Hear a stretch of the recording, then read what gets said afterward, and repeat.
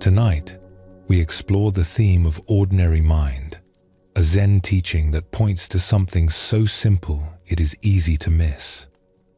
We often think peace is something we have to chase. We think we need to change who we are to find it. But the ancient masters discovered that peace is right here, in the most common moments of our lives. Before we begin, feel free to share what time it is and where you're listening from. The teaching of ordinary mind suggests that you do not need to change a single thing to find what you are looking for. It suggests that this moment, exactly as it is, already contains everything we are seeking. Not because we make it special, but because we stop insisting it should be something other than what it is. As we move through these teachings tonight, you may find yourself settling naturally into the present moment. Not because you are trying to achieve anything, but because these ancient wisdoms remind us of what we already know. The stories will unfold gently, each one revealing a different side of this simple truth. We are not seeking anything extraordinary tonight. We are simply discovering the profound peace that lives in the most ordinary corners of our daily lives. Settle in and let's begin this journey together. There is a famous teaching in Zen that sounds almost too simple to contain wisdom. When hungry, eat. When tired, sleep. When it rains, open your umbrella. This is called ordinary mind. At first, these words might seem pointless. Of course we eat when hungry. What else would we do? But look more closely at how we actually live. When hungry, we often delay eating while finishing one more task. When tired, we push through with stimulants and willpower. When it rains, we curse the weather instead of simply staying dry. We have learned to override our natural responses, to complicate what is simple, to think about life instead of living it. We carry elaborate ideas about what we should do, how we should be, what proper spiritual practice looks like. These ideas pile up until we can no longer hear the quiet voice of natural response. Ordinary mind points to something beneath all this complication. A way of being that responds to life directly, without the interference of endless thinking. Not the thoughtlessness of animals, but the natural wisdom of a mind that knows what to do without making a problem of it. When we return to this natural way, life becomes simpler. Not because we stop thinking altogether, but because we stop letting our thinking prevent us from responding appropriately to what is actually happening. Let us explore a story that shows this truth. There once lived a scholar named Koro, who had devoted 20 years to studying Buddhist texts. He had read every sutra he could find. He practiced complex meditation techniques he had learned from various teachers. His days were filled with spiritual exercises designed to purify his mind and lead him toward enlightenment. Each morning, Koro would wake before dawn and spend an hour in breathing practices. He would count each breath, maintain specific postures, visualize colored lights moving through his body. Then he would sit in meditation for 2 hours, observing his thoughts according to a precise method he had learned from a famous master. After that, he would chant specific mantras exactly 108 times. His breakfast was eaten according to particular rules about mindfulness and gratitude. He would contemplate each grain of rice for several breaths before placing it in his mouth. Every activity in his day had a prescribed method, a correct form, a spiritual significance. Despite all this effort, Koro felt increasingly tired and anxious. He was never sure if he was doing the practices correctly. He worried that missing even one session might set back his progress. He lay awake at night thinking about whether he had been truly mindful during the day or merely going through the motions. The weight of his spiritual obligations pressed on him constantly. His wife would sometimes say, "You seem more troubled now than before you began all this practice." But Koro would tell her she did not understand the importance of spiritual discipline. The path to enlightenment required dedication and effort. Any discomfort was just part of purification. One autumn, Koro decided to visit a hermit who lived in a small hut deep in the mountains. He had heard that this hermit, an old man named Lin, possessed genuine wisdom.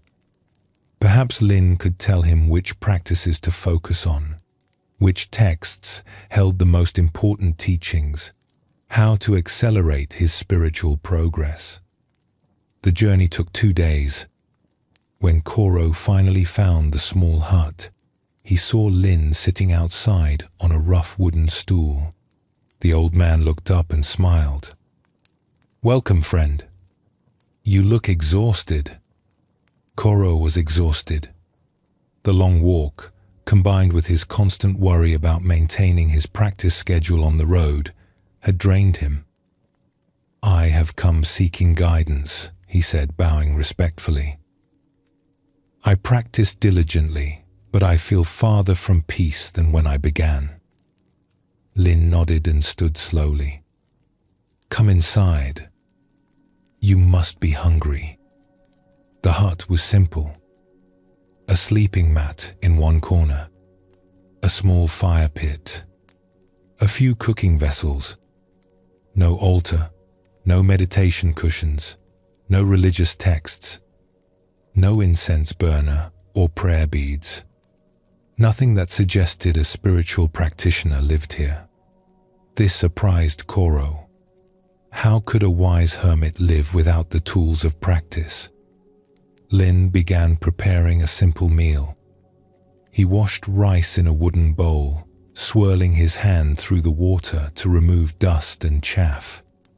He cut vegetables he had gathered from the forest.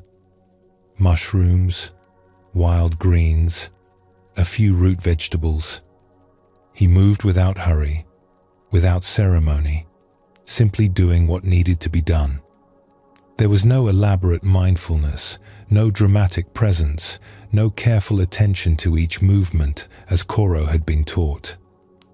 Just an old man making food because someone was hungry. As the rice cooked, Lin poured tea for both of them. The tea was plain, served in simple clay cups. "Tell me about your practice," he said. Koro described his elaborate schedule. The hours of meditation, the breathing techniques, the mantras, the mindful eating, the visualization practices, the prostrations, the study sessions. He explained how he contemplated the Four Noble Truths each evening, how he reflected on impermanence throughout the day, how he tried to maintain awareness of each action.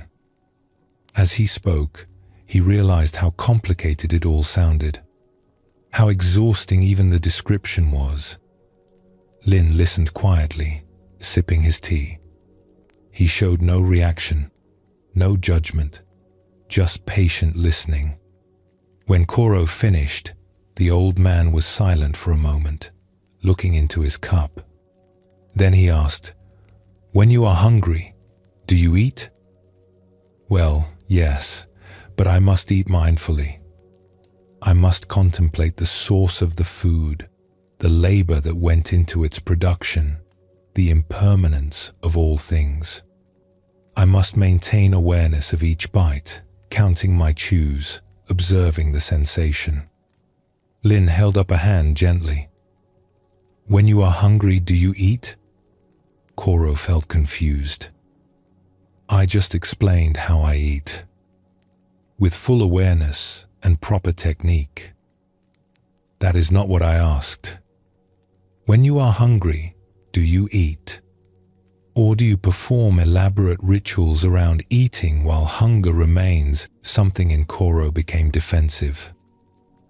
Eating mindfully is important practice. Many teachers emphasize this. The sutras speak of right action and mindful consumption.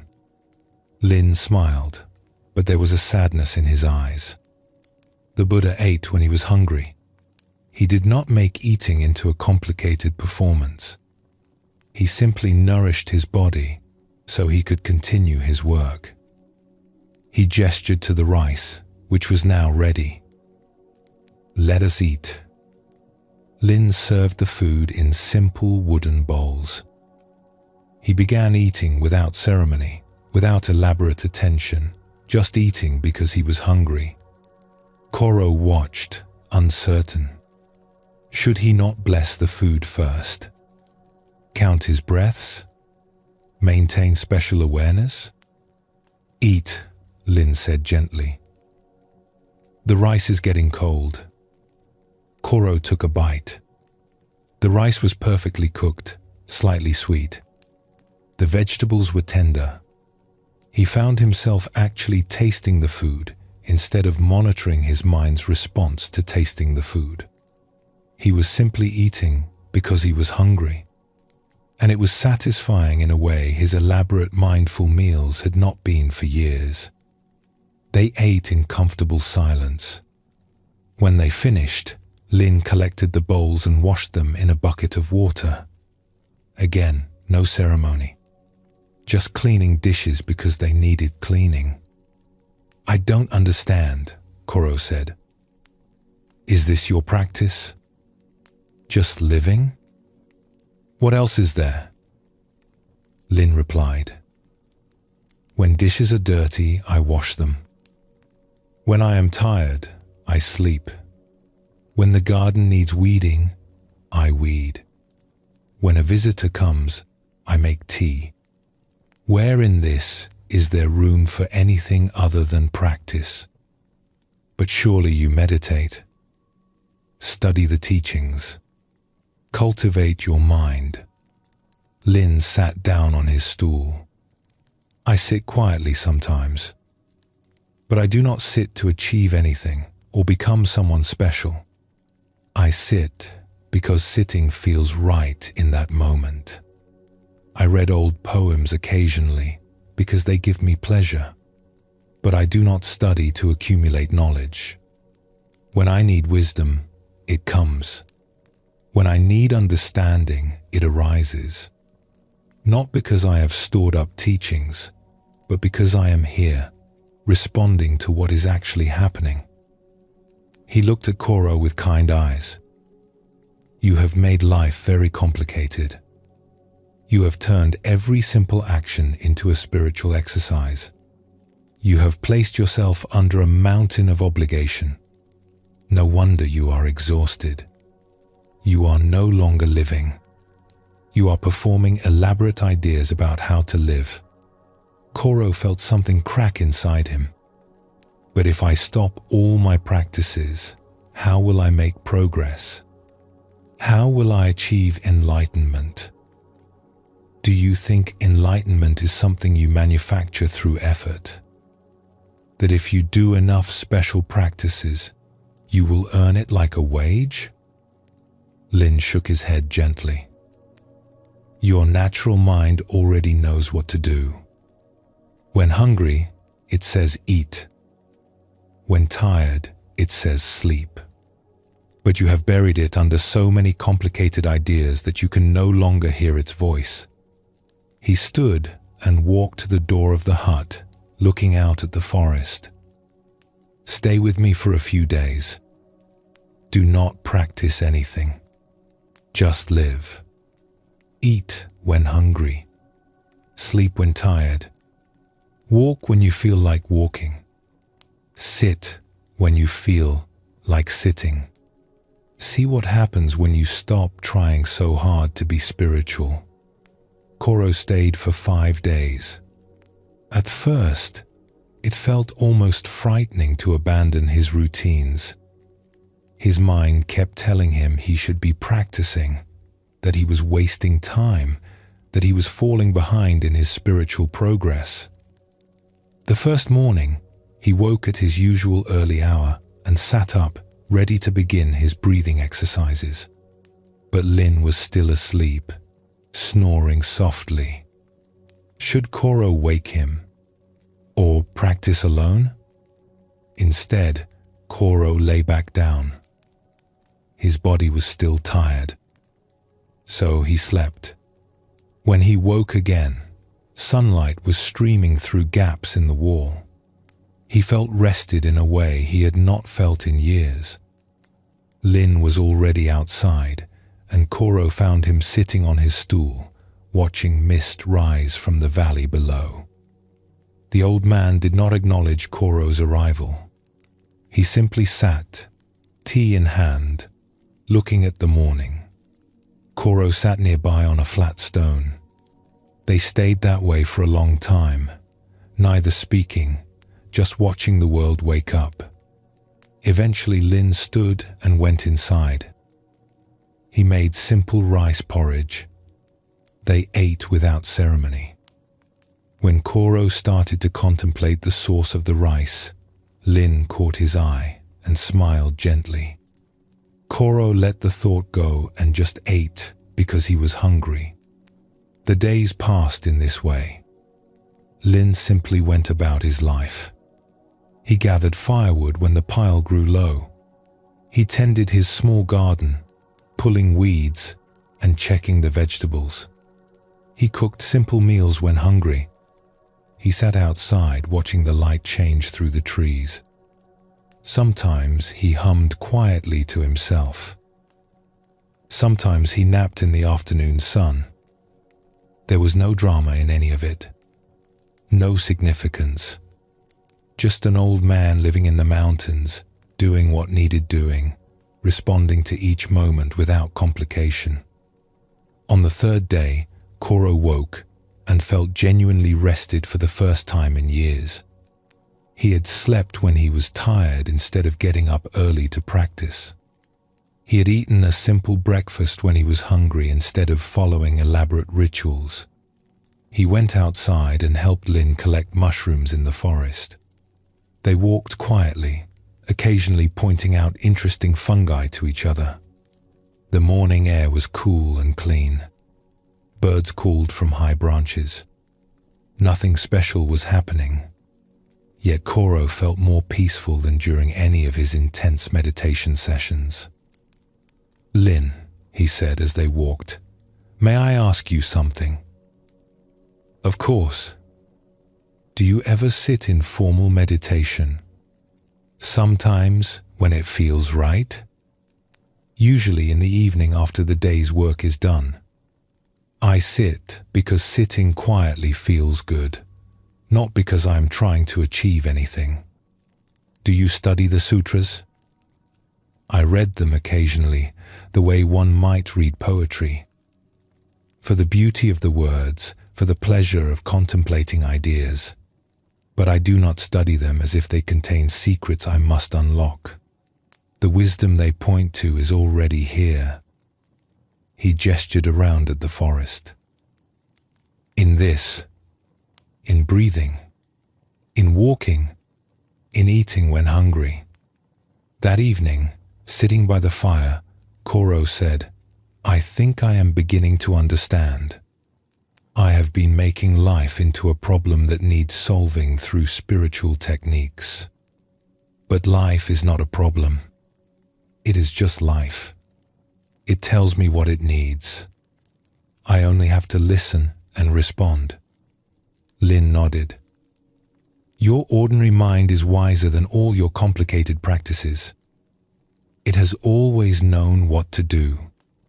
You only needed to stop interfering with it." When Koro returned home, he put away most of his practice texts. He kept a simple life. When hungry, he ate. When tired, he slept. When work needed doing, he did it. When rest felt right, he rested. He stopped carrying the burden of elaborate spiritual striving. And in letting go of that burden, he found the peace he had been seeking through 20 years of complicated effort.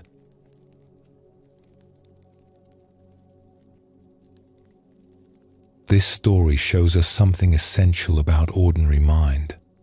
Koro's practices were not wrong in themselves, but he had used them to replace natural living with complicated spiritual performance. He had stopped listening to his own wisdom and instead followed endless rules about proper practice. The old Zen masters spoke of this trap. They warned that meditation can become another form of grasping, that mindfulness can become another burden. Buddhism teaches that the path is not about adding more and more practices, but about removing the obstacles that prevent us from seeing clearly. Ordinary mind is not about abandoning all thought or living like animals. It is about letting our natural wisdom guide us, instead of burying it under layers of complicated ideas about how we should be. Lin still thought, still made decisions, still lived as a human. But his thinking served life instead of replacing it. The Buddha once said that he taught only one thing: suffering and the end of suffering. Koro's elaborate practices had created more suffering, not less. When he learned to simply live, responding naturally to each moment, the suffering lifted. Not because he achieved something special, but because he stopped creating problems where none existed. Let us explore another story that reveals a different aspect of this teaching. There was once a farmer named Hisa who worked a small plot of land on the outskirts of a village. Each day, she would rise with the sun and tend her crops.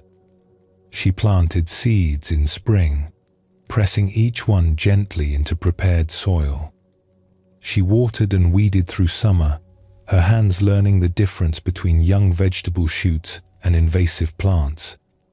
She harvested in autumn, gathering what the earth had produced. She rested in winter, repairing tools and planning for the coming year. Her life followed the rhythms of the seasons and the needs of the land. Hisa had a neighbor, a merchant named Iko, who had recently become interested in spiritual practice.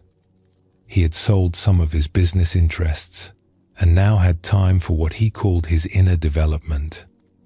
He would often visit Hisa and talk about the meditation retreats he attended, the teachings he was studying, the techniques he was learning to purify his mind. One afternoon, Iko came to Hisa's field and found her pulling weeds under the hot sun. Her hands were stained with soil. Sweat dampened her hair. She worked methodically, moving down each row with patient attention. Iko had just returned from a 10-day silent meditation retreat at a temple in the mountains. He was eager to share what he had learned. "Hisa, you should come to these retreats," he said. "I have learned methods for achieving inner peace." The teacher showed us how to observe our thoughts without attachment, how to cultivate equanimity in the face of all experience, how to transcend the ordinary mind and touch something higher. Hisa continued pulling weeds as she listened. Her hands moved steadily through the rows of vegetables. "That sounds interesting," she said without looking up. "You seem so calm, Hisa. But imagine how peaceful you could be if you learned these techniques. You could achieve real liberation, not just ordinary contentment." Hisa sat back on her heels and wiped sweat from her forehead with the back of her hand. She looked at Iko, who stood at the edge of the field in clean robes, having washed off all traces of the world before beginning his spiritual journey. "What is wrong with ordinary contentment?" she asked. "Nothing is wrong with it.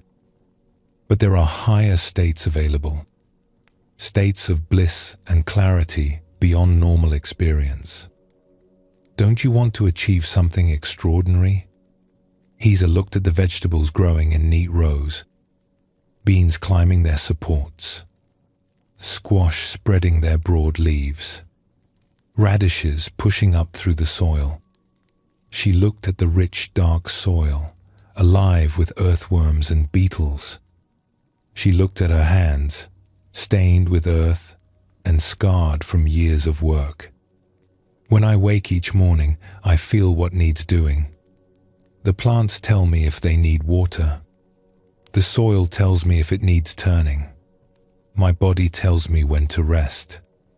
I do not fight against what is happening. I do not wish things were different. I simply respond to what each day asks of me. Where in this would I fit your special states? Iko felt frustrated. Heza was missing the point. She was so caught in the mundane that she could not see the possibility of transcendence. But you are just living an ordinary life, planting and weeding and harvesting, the same thing every day. Where is the spiritual depth in that? What could be deeper than this? Heza asked simply. She held up a handful of soil. In this soil, life grows. Seeds become food. Food becomes strength. Strength becomes work. Work becomes food again. I am part of this circle. When I plant, I am completely planting. When I harvest, I am completely harvesting. My mind does not wander to other places or times. It is here, doing what is needed. Is this not peace? But you have not transcended anything. You are still caught in ordinary consciousness. Heza smiled and returned to her weeding. Perhaps your extraordinary states are what keep you from being fully here. You go on retreats to find peace instead of being peaceful where you are. You learn techniques to achieve calm instead of simply being calm. You seek higher states instead of fully inhabiting this one. She pulled another weed, examining its roots before tossing it aside. I do not need to transcend my ordinary mind. My ordinary mind, when I do not interfere with it, knows exactly what to do. It tends these vegetables. It rests when tired. It eats when hungry. It responds to rain by seeking shelter and to sun by feeling grateful. What more is there? Iko opened his mouth to argue but found he had no response. He looked at Heza, her hands in the soil, her attention completely absorbed in the simple task of removing weeds. There was something in her presence that his meditation retreats had not given him. A quality of being fully where she was, doing what she was doing, without any part of her wishing to be elsewhere or become someone other than who she was. But don't you ever want something more? He asked quietly. More than what? More than food growing in good soil? More than the sun on my face? More than honest work that serves life? What would be more than this? Iko sat down at the edge of the field. He thought about his meditation retreats, always seeking states of consciousness beyond his normal awareness, always trying to achieve something special, always feeling that his ordinary life was somehow lacking, something to be transcended through spiritual practice. Even during the retreat, he had spent much of his time thinking about how peaceful he would be once he truly mastered the techniques, always reaching for something just beyond his grasp. I think, he said slowly, that I have been running away from my life instead of living it. I keep going on these retreats because I believe that peace is somewhere other than here. That wisdom is something other than responding naturally to what is in front of me. Heza nodded. The retreats may help some people, but for me, This field is my retreat. These vegetables are my teachers.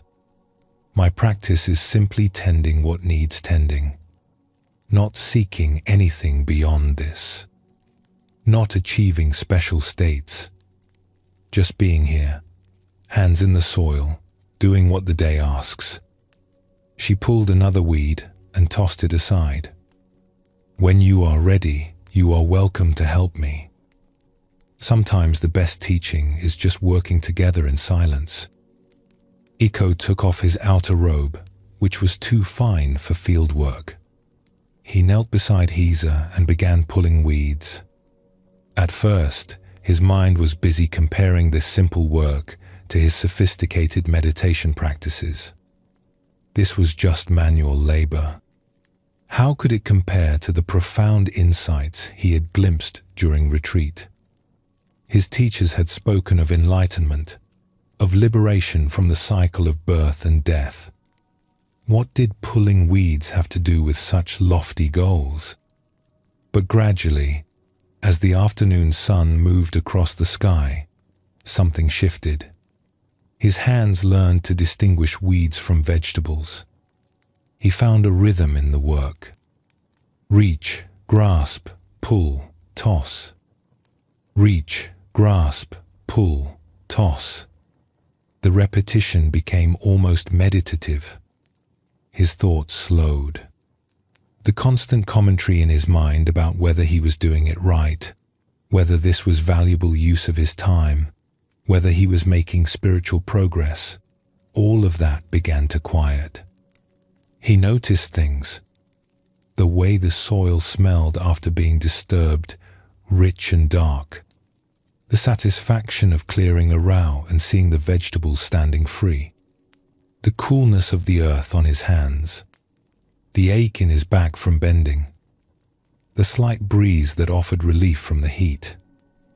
He was not thinking about any of this. He was simply experiencing it. When the sun began to set and Hisa finally sat back, Iko realized hours had gone by. He had not thought once about achieving special states or transcending ordinary consciousness. He had just been here, pulling weeds, his mind absorbed in simple work. "How do you feel?" Hisa asked as they walked back toward the village, both of them dusty and tired. "Tired," Iko said. "My back aches from bending.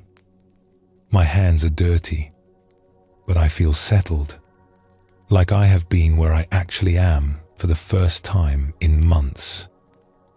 "This is ordinary mind," Hisa said. "Nothing special.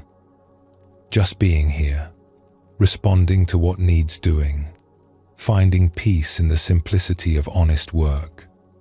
Your meditation techniques may give you interesting experiences, but they cannot give you more than this. This is already everything." They walked in silence for a while. Then Iko asked, "Will you let me help you again tomorrow?" Hisa smiled. "The field is always there. The work is always there. Come whenever you wish."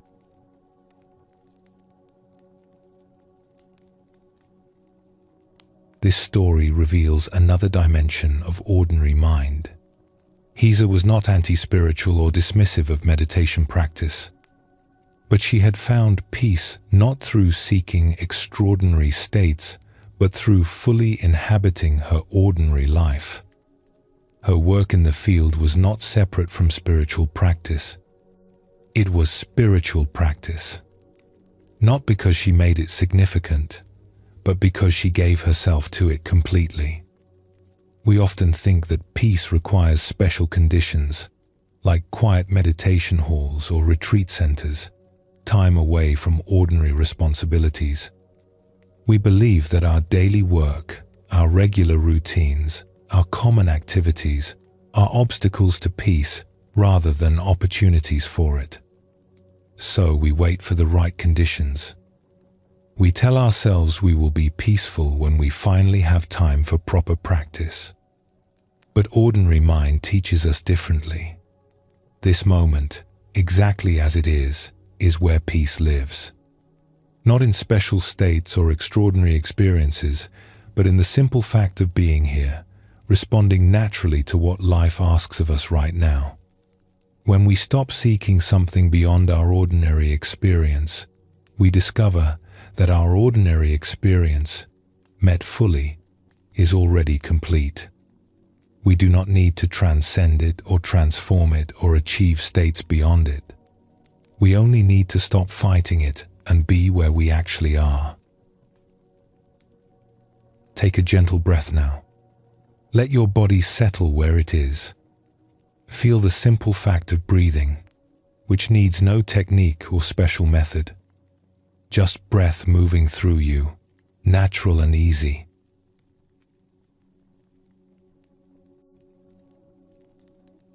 There is a teaching in Zen that can sound frustrating when you first hear it. A student asks, "What is enlightenment?" The master replies, "Your everyday mind." The student says, "But what should I do to attain it?"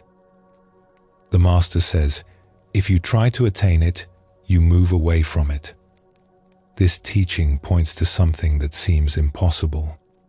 How can the mind we already have be what we are seeking? Is less than #0. 5# is greater than. How can we already possess what we spend years trying to find? It feels like being told that the treasure we have been searching for is in our own pocket, and we have been carrying it the whole time. But this is exactly what ordinary mind reveals. The awareness that is reading these words right now, the consciousness that hears sounds and feels sensations, the mind that knows you are here in this moment, this is already it. Not a special version of your mind.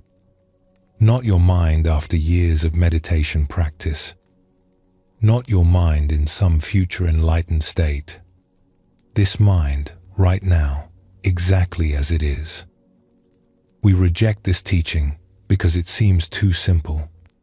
We think enlightenment must be something extraordinary, something we do not currently possess. So we search everywhere except the one place it actually exists, which is right here in ordinary awareness itself.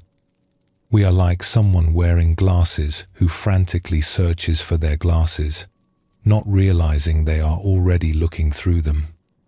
The old Zen teachers had endless patience with this confusion. They would point again and again to the same truth in different ways, trying to help students recognize what they already had. Your everyday mind is the Buddha mind. The awareness you use to wash your face in the morning is the same awareness the ancient masters cultivated. You are not missing anything.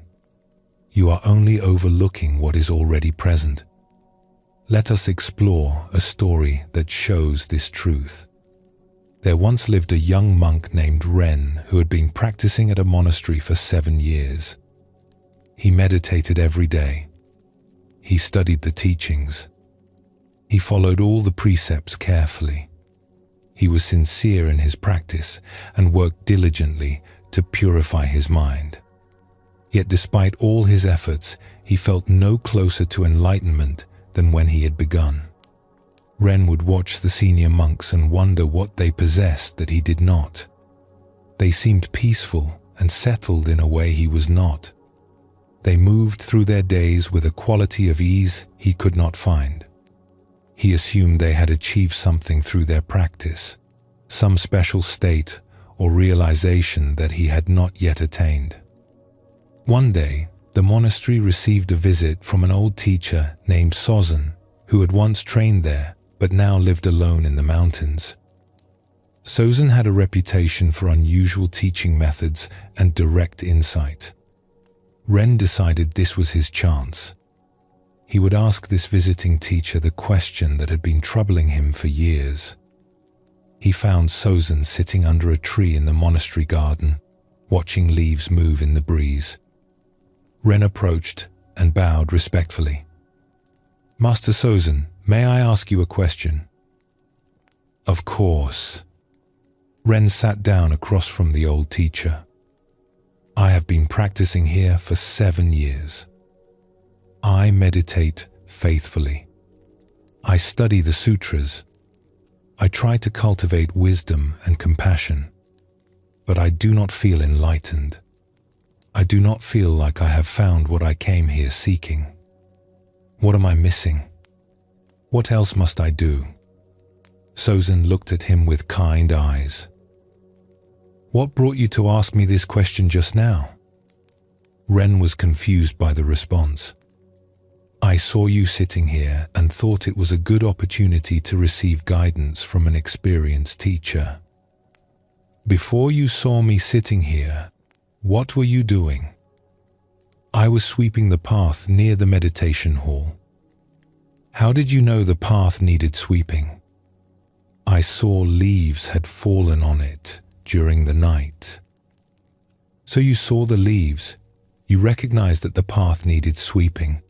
You decided to sweep it, and you swept it? Yes, that is what happened.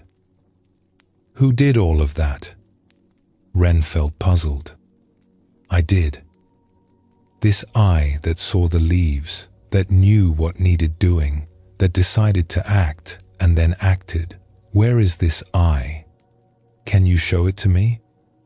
Ren opened his mouth to answer, but found he could not point to anything specific.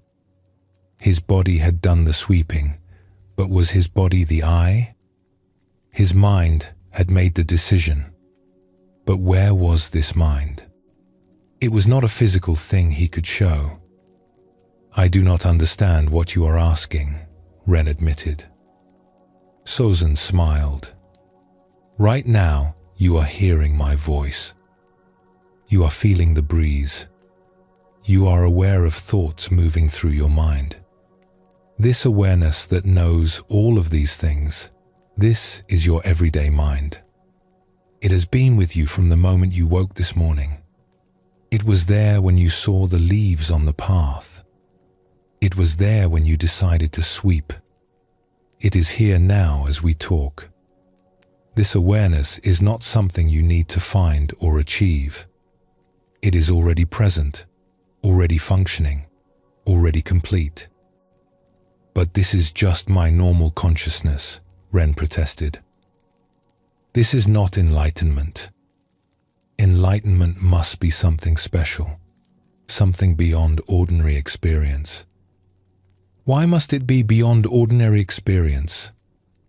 Sozin asked gently. Who told you that what you already have is not enough?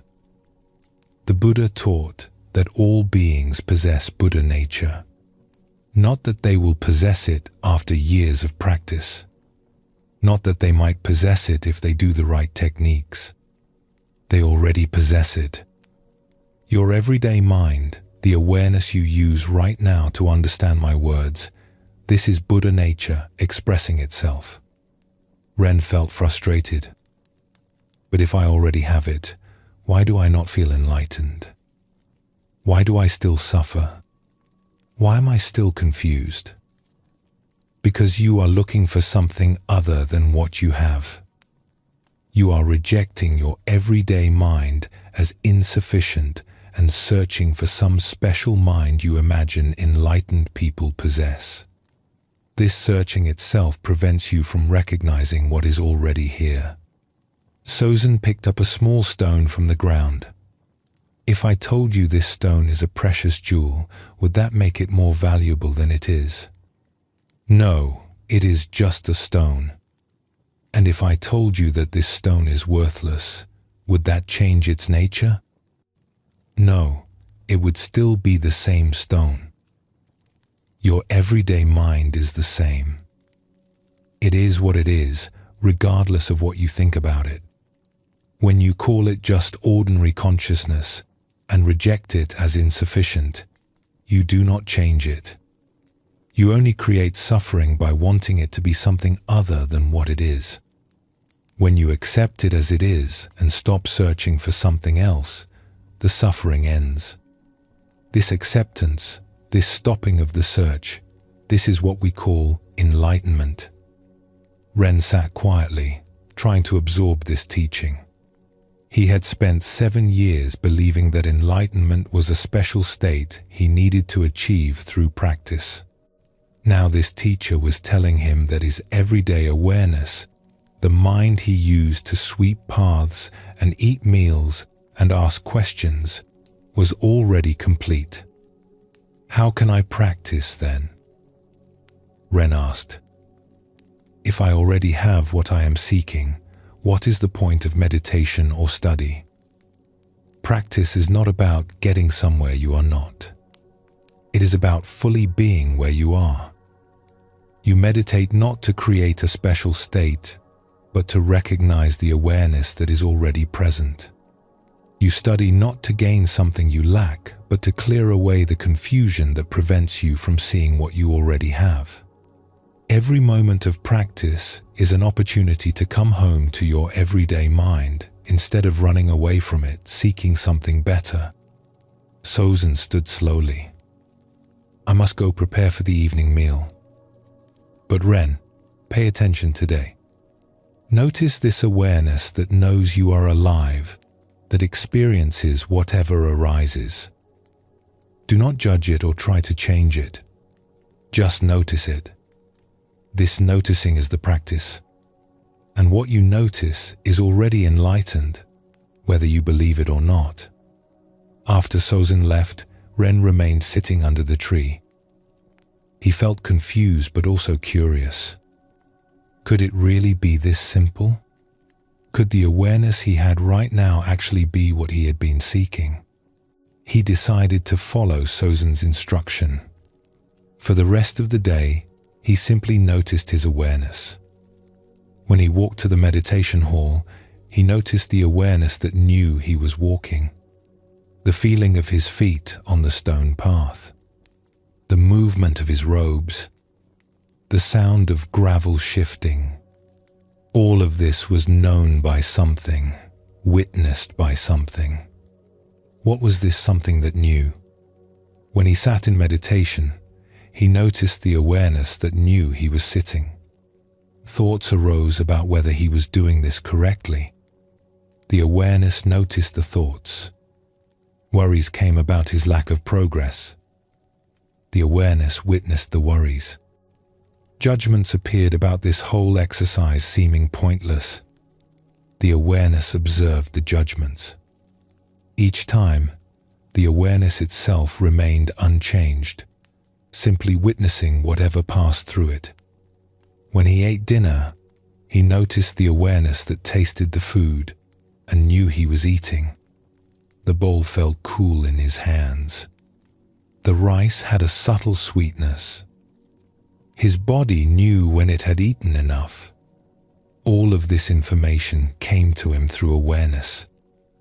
Not through thinking about awareness, but through awareness itself, which was simply present, simply functioning, simply being. At first, this seemed pointless. He was just doing what he always did, just noticing that he was doing it. But as the day continued, something began to shift. He realized that this awareness he was noticing had a quality of being already at peace. It was not disturbed by his thoughts or feelings. It simply observed them arising and passing. It did not need anything to be different. It was complete in itself. When a worry arose about whether he was practicing correctly, the awareness simply noticed the worry without being troubled by it. The worry was there, moving through awareness like a cloud moving through sky. But the awareness itself was like the sky, untroubled by what passed through it. When a judgment came about his progress, the awareness observed the judgment without believing it. When excitement arose at the thought that maybe he was understanding something, the awareness witnessed the excitement without clinging to it. He realized something remarkable. The thoughts and emotions that he had been trying so hard to control or eliminate through practice were not actually the problem. They arose and passed naturally. The problem was that he had been identifying with them, believing he was his thoughts and emotions rather than the awareness that witnessed them. When he rested in the awareness itself rather than being caught in what awareness witnessed, peace was already there. That evening, Ren sought out Sozin again. He found the old teacher washing his bowl after dinner, the simple ceramic bowl that monks used for meals. Sozin was rinsing it carefully, giving the task his full attention. "Master Sozin, I followed your instruction today. I noticed my awareness throughout the day." Sozin continued washing his bowl. "And what did you discover?" "I discovered that awareness itself is peaceful, even when my thoughts are not peaceful. It is complete, even when I feel incomplete. It is already what I have been trying to achieve through practice." Sozin smiled as he dried his bowl with a cloth. "So now you know what the old masters meant when they said, 'Your everyday mind is the path.' Not your mind after you fix it or improve it or make it special. Your mind as it already is, the ordinary awareness that has been with you all along. But why did it take 7 years to see this? Why did I not recognize it from the beginning?" Sozin set down his bowl and turned to face Ren. "Because you were taught to seek something extraordinary. You were told that enlightenment was a great achievement, a special attainment, something you did not currently possess. So you overlooked what was right in front of you, too ordinary to be what you imagined enlightenment should be. The teaching is simple, but accepting it is difficult because it asks us to give up our ideas about what should be and accept what actually is. What should I do now? Should I stop meditating? Stop studying? Why would you stop? But understand what you are doing. You do not meditate to create this awareness. It is already here. You meditate to recognize it, to rest in it, to stop running away from it, seeking something better. You study not to gain what you lack, but to clear away confusion about what you already have. Every practice is an opportunity to come home to your everyday mind." Ren bowed deeply. "Thank you for showing me what I already had." Sozin laughed, a warm sound in the evening air. "I showed you nothing. It was already there. I simply pointed at it until you stopped looking past it for something more impressive."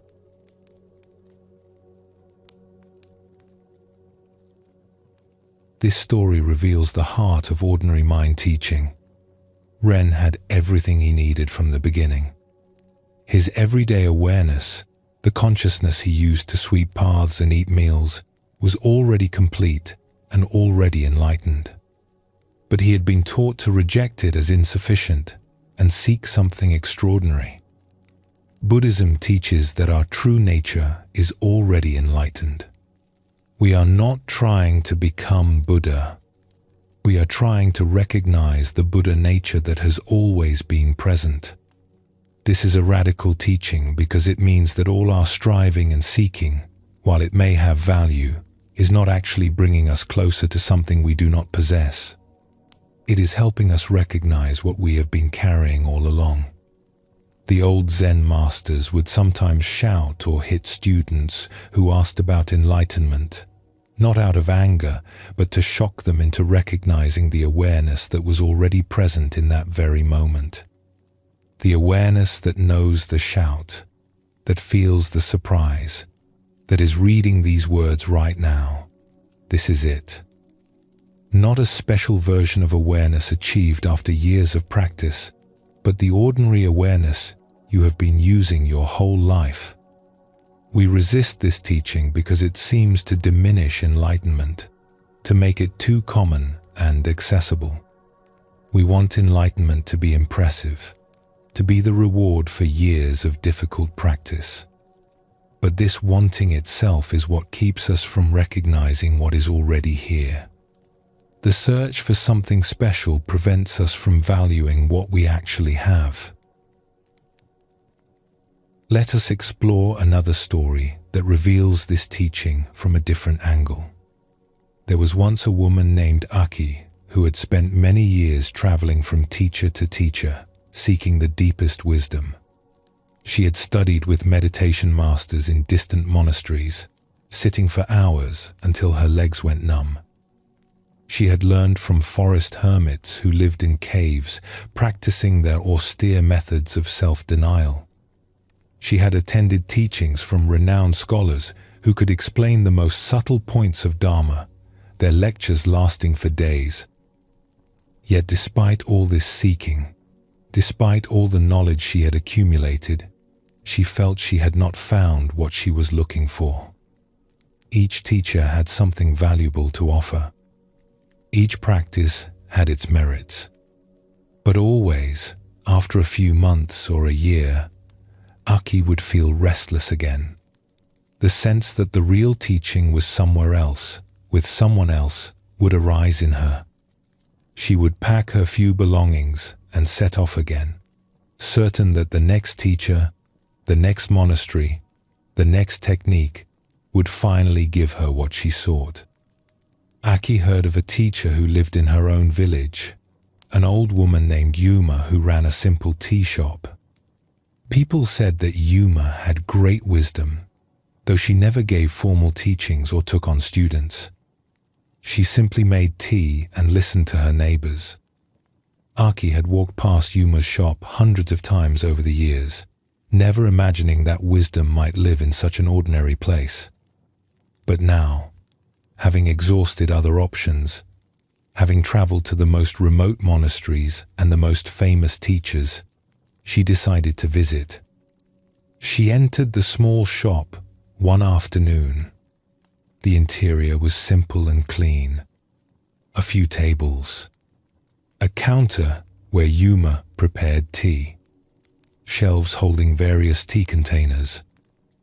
Nothing impressive or spiritual, just a neighborhood tea shop. Yuma was behind the counter, an old woman with gray hair tied back simply. She wore plain clothes, not monk's robes. She smiled when Aki entered. "Welcome. Please sit. What would you like?" Aki sat at a small table by the window. "Just tea, please." Yuma prepared the tea with simple, practiced movements. No ceremony, no elaborate ritual, just making tea the way someone does who has made tea thousands of times. She brought it to the table in a plain cup and sat down across from Aki, her own cup in hand. "You look troubled," she said. Aki was surprised by the direct observation. "I have been searching for many years. I have traveled to distant places seeking teachers and teachings, but I have not found what I am looking for. I heard that you might have wisdom to share. What are you looking for?" Yuma asked, sipping her tea. "Peace. Understanding. Some sense of arriving at the truth instead of always searching for it. I feel like I have been seeking my entire adult life, and I am tired. But I do not know how to stop seeking because I have not yet found what I am seeking." Yuma nodded, her expression sympathetic. "Where have you been searching?" Aki described her travels. The monasteries in the mountains, where monks rose at midnight for meditation. The hermits in their caves, who owned nothing but a robe and a bowl. The scholars in their temples, who had memorized entire libraries of texts. She had learned many teachings, practiced many techniques, studied many texts. She could explain complex philosophical points. She could sit in meditation for hours. She knew the names of ancient masters and their lineages. But none of it had given her the sense of completion she sought. "Did any of these teachers help you?" Yuma asked. They each taught me valuable things. I am grateful for what they shared. But I always felt like the real teaching was somewhere else, somewhere I had not yet found. Like there was a secret that everyone else knew but no one would tell me directly. And now you have returned to your own village, to a tea shop you have passed countless times, hoping to find here what you could not find elsewhere? Yes, Aki admitted, feeling slightly foolish. It sounds strange when you say it that way. Yuma smiled gently. Tell me, Aki, when you traveled to these distant places, what did you take with you? Only simple things. A bag with spare clothes. A few coins. A sleeping mat. I tried to travel lightly so I could move easily from place to place. And what else? Aki thought about it. My memories. My thoughts. My worries. Those went with me too, unfortunately. I could not leave those behind. And what about your awareness? The consciousness that experienced all those travels, that heard all those teachings, that sat in all those meditation halls, that knows right now that you are sitting in this tea shop. That went with me too, I suppose. I never thought about it. And when you returned home, what did you bring back? I brought back knowledge, new understandings, different perspectives on the teachings. I can explain things now that I could not explain before. And what about your awareness? Is it any different than when you left? Aki paused. She had never thought about it this way. Her awareness, the simple fact of being conscious, of knowing she was alive, of experiencing each moment. Had that changed? I suppose it is the same awareness. It has always been with me. Exactly. Yuma poured more tea into Aki's cup from a small pot she had brought. You have traveled across the country carrying what you were searching for. This awareness, this ordinary consciousness that knows you are alive, that experiences each moment, this is your home. It has been your home all along. But you kept leaving it, thinking home must be somewhere else. But this is just my normal awareness, Aki protested. This is not wisdom or peace. This is just me being me. This cannot be what all those teachers were pointing toward. And what is wrong with you being you? Yuma asked. Who else should you be? This ordinary consciousness that you dismiss as just me is the same consciousness that the Buddha used, that all the great masters used. They did not have special awareness that you lack. They simply recognized what they already had and stopped searching for something better. Aki felt tears rising unexpectedly. She had spent years traveling, seeking something she thought she lacked. She had imagined that enlightenment was somewhere far away, possessed by special people in special places who had achieved something extraordinary. She had never considered that it might be right here in her ordinary experience of being alive, in the simple awareness that had accompanied her through every moment of her life. I feel like I have wasted so many years, she said quietly, her voice breaking slightly. Have you? Yuma asked gently. You learned many things. You met many teachers. You saw many places. These experiences enriched your life. You know things now that you did not know before. But now you can stop seeking and recognize what you have been carrying all along. This is not a waste. This is completing the journey by arriving where you began and knowing it for the first time. Aki looked at the old woman across from her. Why do you run a tea shop instead of teaching formally? Surely you could help many people. I am helping people, Yuma said. I make good tea. I create a peaceful place where neighbors can rest and talk. I listen when someone needs listening. This ordinary work is my practice and my teaching. I do not need to be a famous teacher in a monastery. I only need to be fully present for what life asks of me each day. But is this enough? Just making tea and listening to people? What would be more than this? I have my awareness. I have this moment. I have the opportunity to serve others in simple ways. My everyday mind finds peace in ordinary work. Why would I need something more impressive? Aki sat quietly, sipping her tea. She realized that in this small shop, with this ordinary old woman making tea, she felt more at peace than she had felt in any of the impressive monasteries or dramatic hermit caves. Nothing special was happening, just two people drinking tea. Just ordinary awareness being aware. Just this moment, complete in itself. Can I come back tomorrow? Aki asked. The shop is here every day, Yuma replied. And so are you. Not the you that travels seeking enlightenment, but the you that already has what it needs. Come drink tea whenever you wish. Sometimes the best teaching is just sitting together, being ourselves, without trying to be anything special. Aki did return, day after day. She helped Yuma in the shop sometimes. They would talk about small things, ordinary things.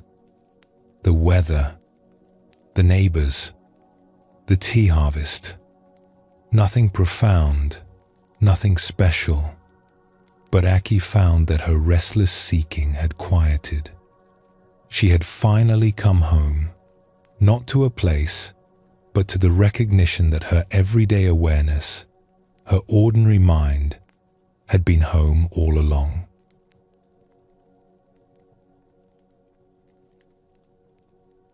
This story shows us another facet of ordinary mind. Aki had traveled everywhere, looking for something she already possessed. Her everyday awareness accompanied her on every journey, experienced every teaching, but she dismissed it as insufficient because it seemed too ordinary to be what she was seeking. Zen teaching reminds us that we are not lacking anything essential. The awareness we have right now is the same awareness the Buddha had. The difference is not in the awareness itself, but in how we relate to it. When we reject it as insufficient and seek something better, we create suffering. When we recognize it as complete and rest in it, peace is already present. The old masters called this returning home. Not traveling to some distant place, but recognizing where you already are. Not becoming someone special, but fully being who you have always been. Not achieving enlightenment, but recognizing the enlightened nature of ordinary awareness itself. This teaching can sound disappointing at first. We want enlightenment to be something impressive, something that makes us special or different. But the teaching points to something more valuable than specialness.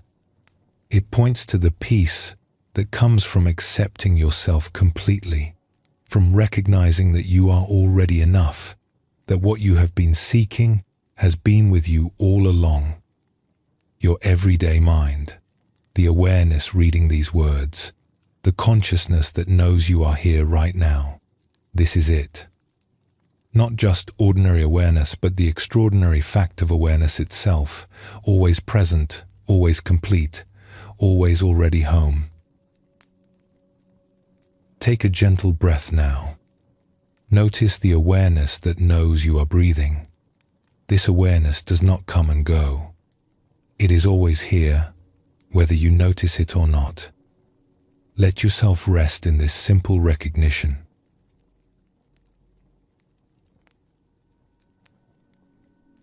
There is an old saying in Zen that sounds like a riddle. Before enlightenment, chop wood and carry water. After enlightenment, chop wood and carry water. When people first hear this, they often feel confused or even disappointed. If nothing changes, what is the point of practice? Is less than #0. 5 is greater than. If we still do the same ordinary tasks, what is the value of awakening? But this teaching points to something essential about ordinary mind. Enlightenment does not transport us to a different realm where we no longer need to do daily tasks. It does not make us special beings who float above ordinary life. The wood still needs chopping. The water still needs carrying. What changes is not the tasks themselves, but how we meet them. Before awakening, we chop wood while wishing we were doing something else. We carry water while thinking about more important things. Our minds resist the simplicity of what is actually required. We make our daily tasks into burdens, obstacles to overcome before we can get to what we consider our real life. After awakening, we simply chop wood. We simply carry water. The tasks remain the same, but the mental struggle around them dissolves. We are no longer split between what we are doing and where we think we should be. The separation between spiritual practice and ordinary activity disappears. Everything becomes practice. Everything becomes sacred. Not because we make it special, but because we stop making distinctions between special and ordinary. This teaching challenges our ideas about spiritual life. We imagine that enlightened people must live differently than ordinary people. They must spend their time in meditation or prayer, removed from mundane concerns. But the old masters taught that true practice happens right in the middle of ordinary life, in the daily tasks we all must do. There was once a young monk named Jiro, who joined a monastery with a burning desire for enlightenment. He had read accounts of monks who had profound awakening experiences, who touched ultimate truth and were transformed forever. He wanted this for himself. He imagined that once he achieved enlightenment, his life would be different. He would be peaceful and wise. He would understand the deepest mysteries. He would be free from ordinary concerns. The monastery had a daily routine that all monks followed. Wake before dawn. Sit in meditation. Chant sutras. Eat breakfast. Clean the buildings. Work in the gardens. Study texts. More meditation. More chanting. Prepare meals. Eat dinner. Evening meditation. Sleep. The same schedule every day, year after year. Jiro threw himself into the meditation practice. He would sit for hours, pushing through pain and discomfort, certain that if he just sat long enough with enough intensity, enlightenment would come. During work periods, when he was supposed to be sweeping the courtyard or washing dishes, he would do the tasks as quickly as possible so he could return to what he considered real practice, which was sitting meditation. The other monks would work with steady attention, seeming to give their full energy to whatever task was at hand. Jiro found this puzzling. Why were they wasting time on mundane chores when they could be meditating? Did they not understand that enlightenment was the goal? That these daily tasks were just necessary maintenance, not the actual practice? An old monk named Kosho often worked alongside Jiro. Kosho had been at the monastery for 40 years. He moved slowly now, his body bent with age, but he brought careful attention to everything he did. When sweeping, he swept with complete focus. When washing dishes, he gave himself fully to washing dishes. One day, Jiro was rushing through, sweeping the meditation hall, his mind already on the next sitting period. Kosho was working nearby, slowly polishing the wooden floor with a cloth. "Why are you in such a hurry?" Kosho asked. "I want to finish so I can return to meditation," Jiro replied. "That is where real practice happens." Kosho sat back on his heels and looked at the young monk. "And what are you doing right now?" "Sweeping. Just maintenance work." "Just maintenance work," Kosho repeated slowly. "Tell me, Jiro, what do you hope to achieve through your meditation?" "Enlightenment. Liberation. I want to understand true nature and be free from suffering."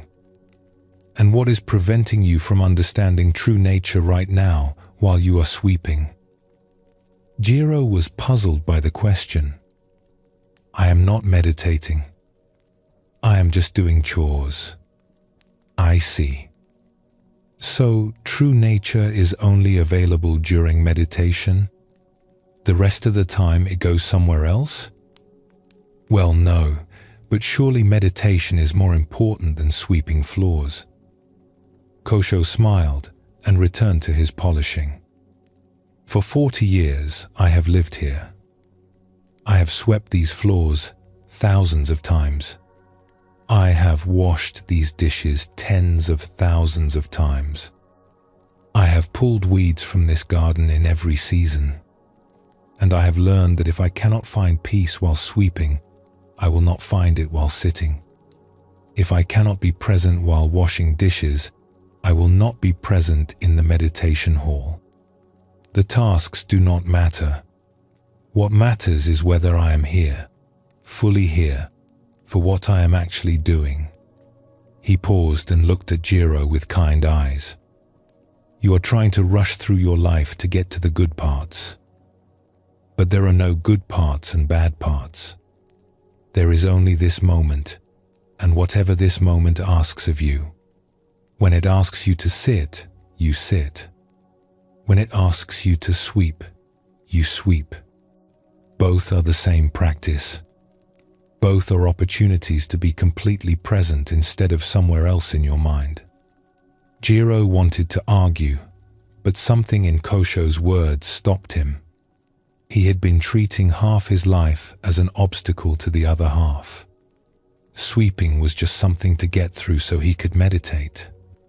Eating was just fuel so he could sit longer. Sleep was an annoying necessity. He had divided his life into important spiritual practice and unimportant daily tasks. But some monks have great awakening experiences during intensive meditation, Jiro said. Sudden enlightenment that transforms everything. That never happens while sweeping floors. True awakening transforms how you sweep floors, Kosho replied. The monk who has deep insight returns to sweeping floors. If the insight does not help him sweep floors with more presence and care, what good is it? Buddhism teaches that wisdom must express itself in ordinary action. Enlightenment that only exists in the meditation hall is not yet complete enlightenment.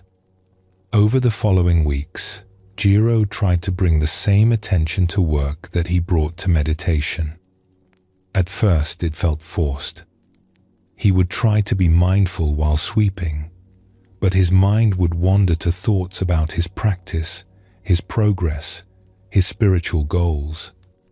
The work still felt like an interruption.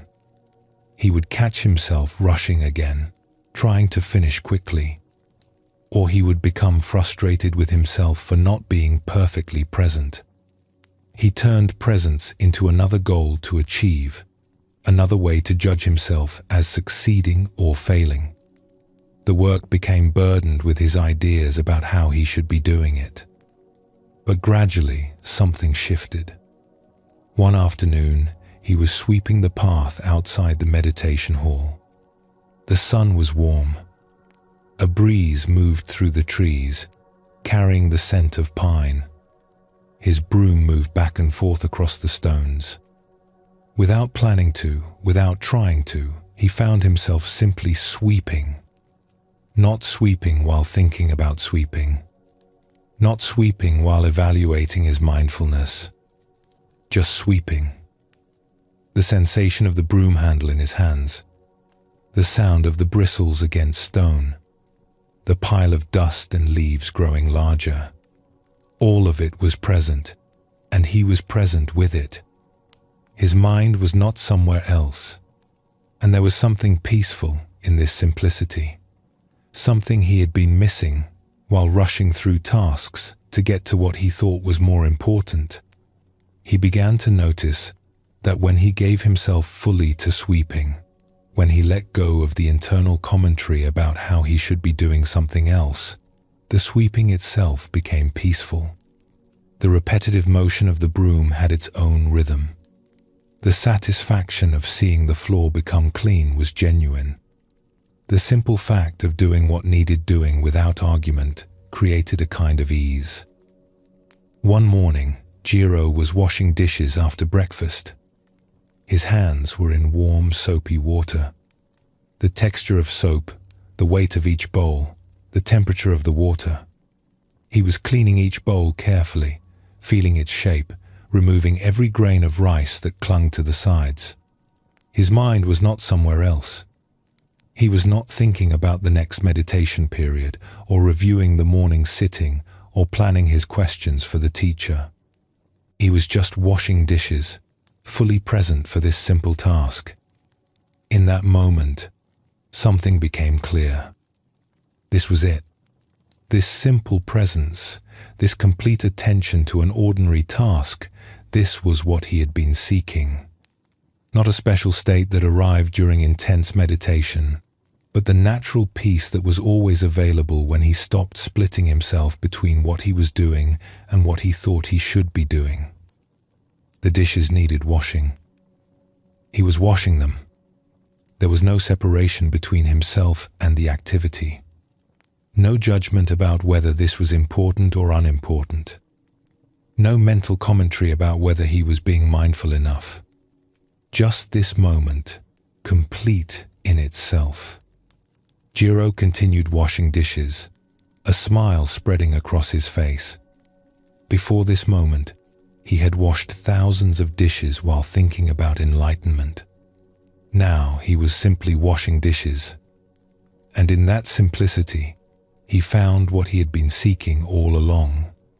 The enlightenment he imagined was always somewhere else, always in some future attainment.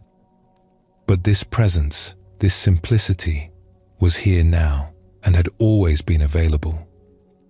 Later, he sought out Kosho in the garden. The old monk was pulling weeds, working slowly through a row of vegetables. "Kosho, I think I understand what you were trying to show me." Kosho looked up from his work.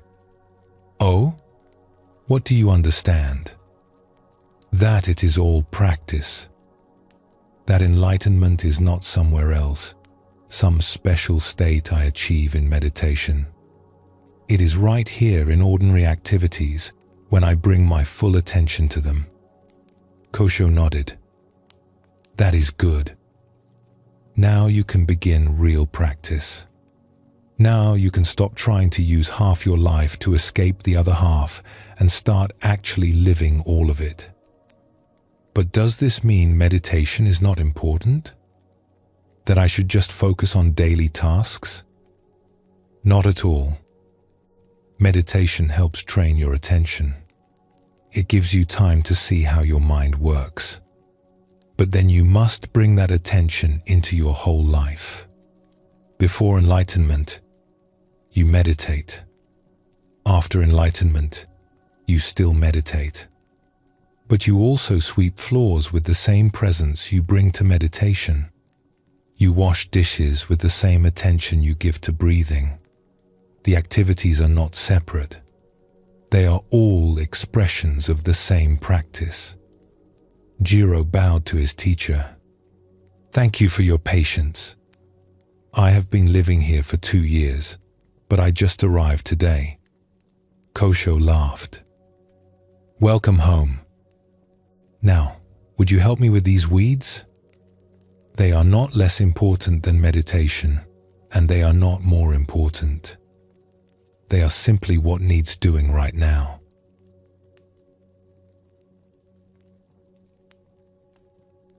This story shows us how we create false separations between spiritual life and ordinary life.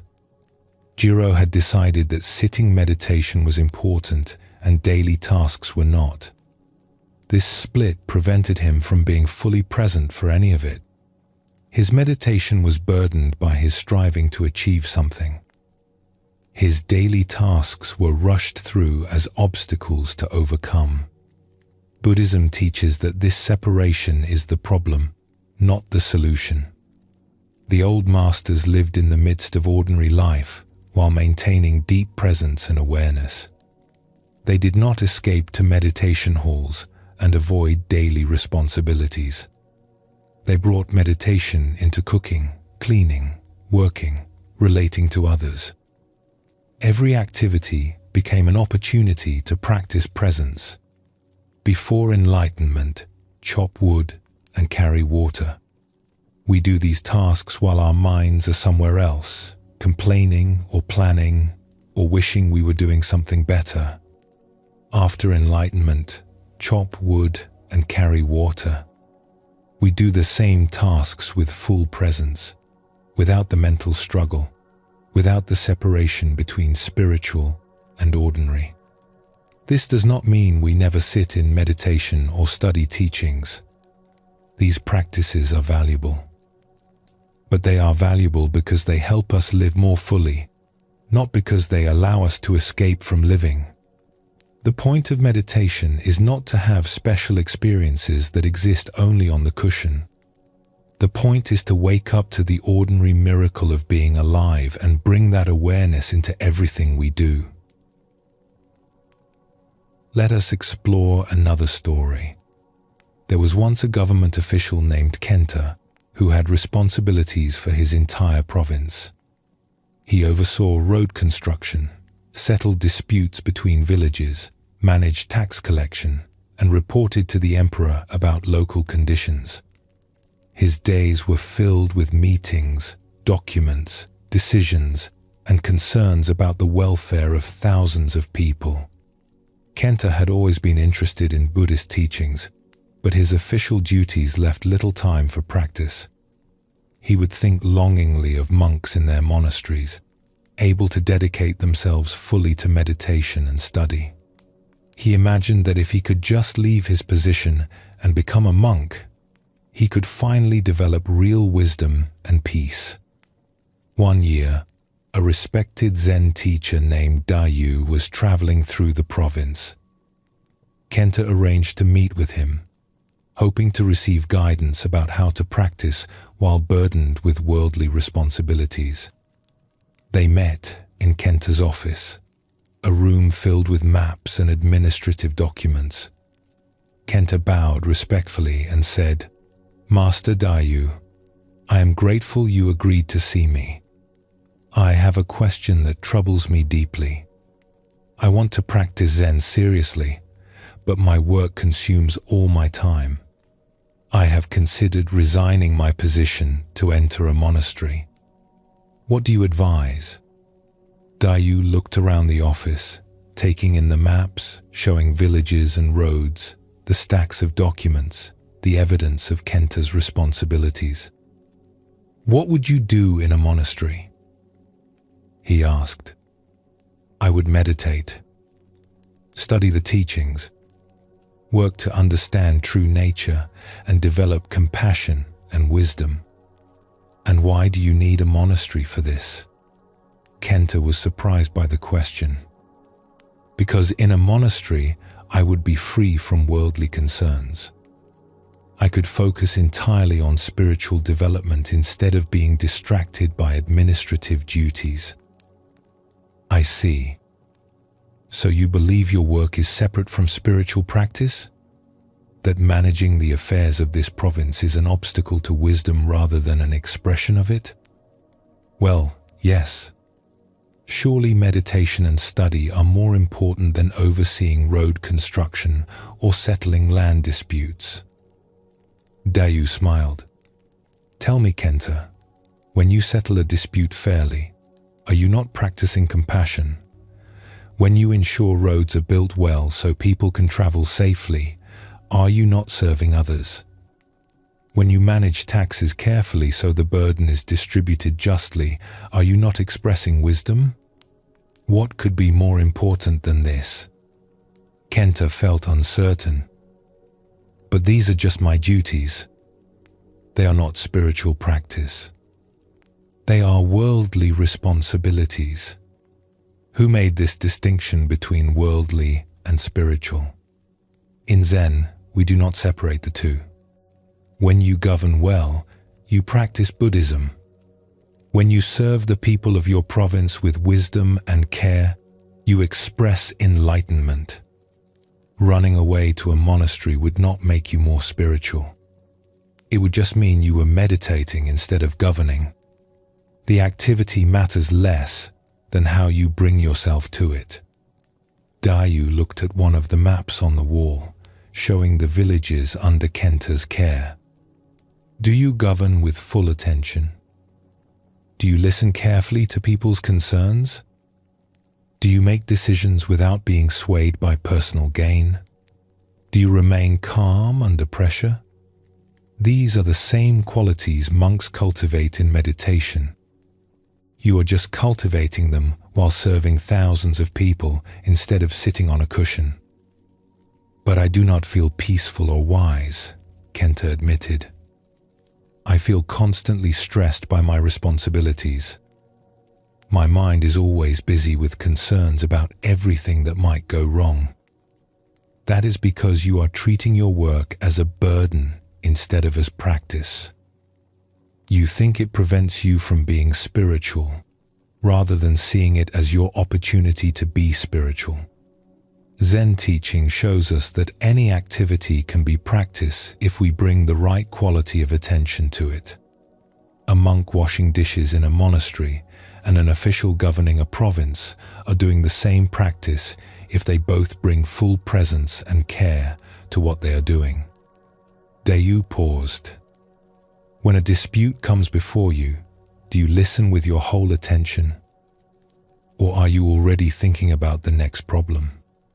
Kenta thought about this. I am often distracted. While one person is talking, I am thinking about the arguments I have heard from the other side, or about my response, or about the other tasks waiting for me. There is your practice. Listen with your whole attention. When someone speaks to you, be fully present for their words.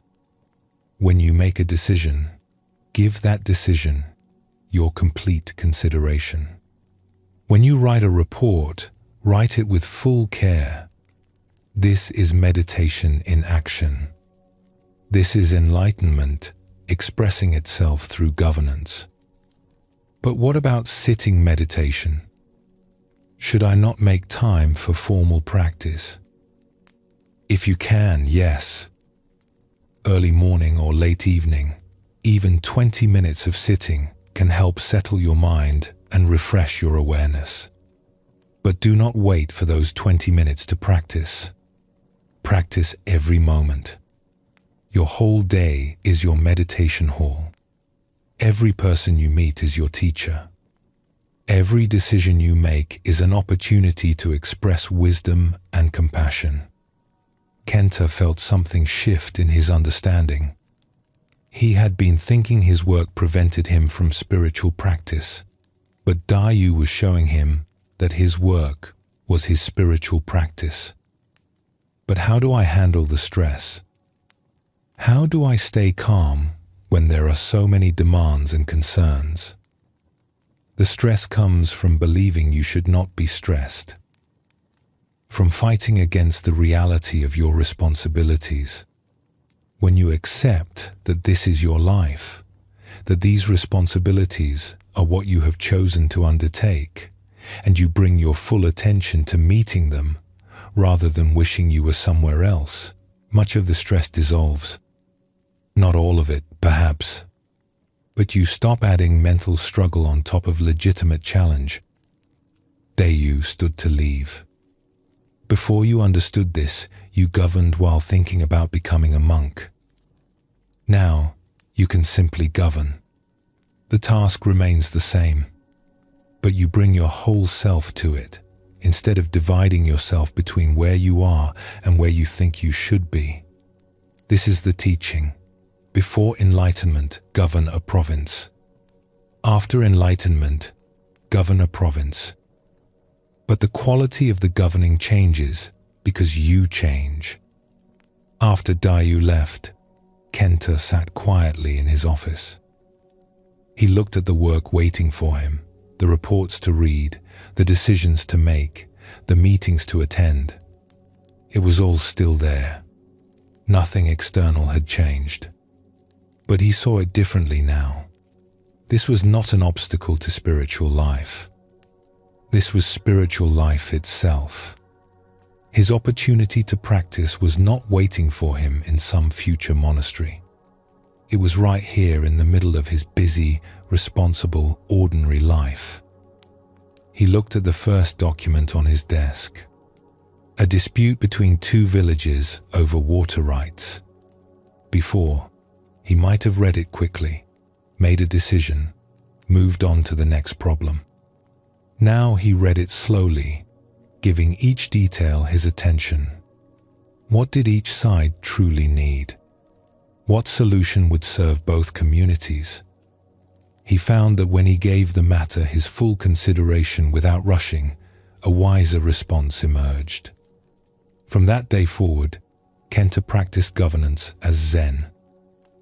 When people came to him with concerns, he listened with full attention.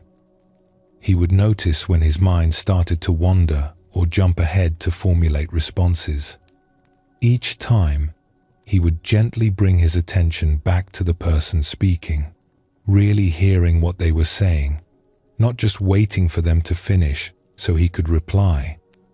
When making decisions, he gave each one his complete consideration, instead of rushing through to get to the next item. He noticed that many of his mistakes in the past had come from divided attention, from trying to handle too many things at once. Now he worked with one matter at a time, fully present for each one. When writing reports, he wrote with care, thinking about how his words would be received, whether they truly conveyed what needed conveying. When walking between meetings, he felt his feet on the ground rather than letting his mind race ahead to what was coming next. Even in these brief transitions, he could practice presence. His work did not become easier. The responsibilities remained demanding. There were still difficult decisions to make, still conflicts that had no perfect solution, still long days that left him tired. But the mental struggle around them eased.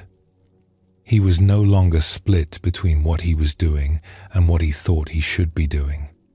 He was simply here, meeting what each moment asked of him. The difference was subtle, but profound. Before, he had carried his work as a burden. Now it was his real life. Each task became an opportunity rather than an obstacle. And in that shift, he found the peace he had thought required escaping to a monastery. People began to notice a change in Kenta's governance. His decisions seemed wiser. His responses to crises were calmer. He listened more carefully. When someone thanked him for his fairness in settling a difficult matter, Kenta realized that serving well was its own reward. He did not need to become a monk to live a spiritual life.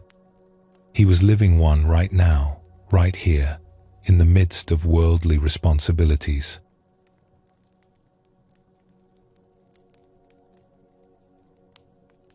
We create separation between spiritual life and ordinary life, between important activities and mundane ones.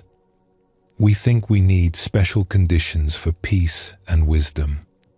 But the old teachers kept showing that peace and wisdom are available right in the middle of ordinary activity, when we bring full presence to whatever we are actually doing. This does not mean we never need formal practice.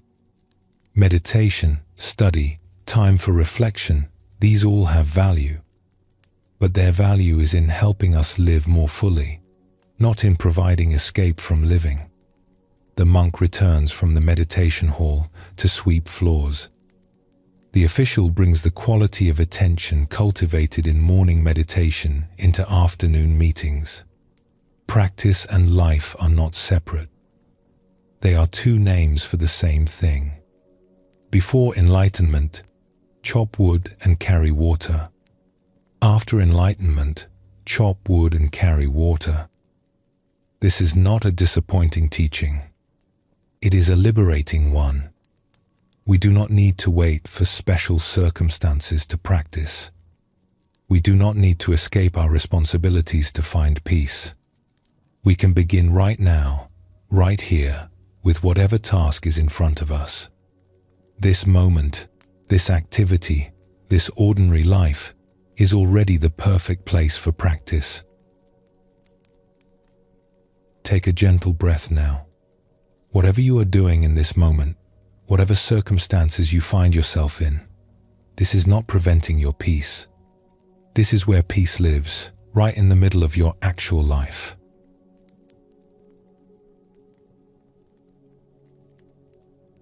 When we think about spiritual practice, we often imagine special activities like meditation in quiet halls, chanting sacred texts, or ceremonies and rituals that set certain moments apart from ordinary life. We create categories in our minds where this activity is spiritual and that activity is mundane. This place is holy and that place is ordinary. This time is for practice, and that time is for getting through daily necessities. Buddhism teaches that these divisions are created by our thinking, not by reality itself. Zen masters throughout history have pointed to a different understanding. The sacred is not separate from the mundane. The holy is not apart from the ordinary. Every moment is sacred when we bring our full presence to it.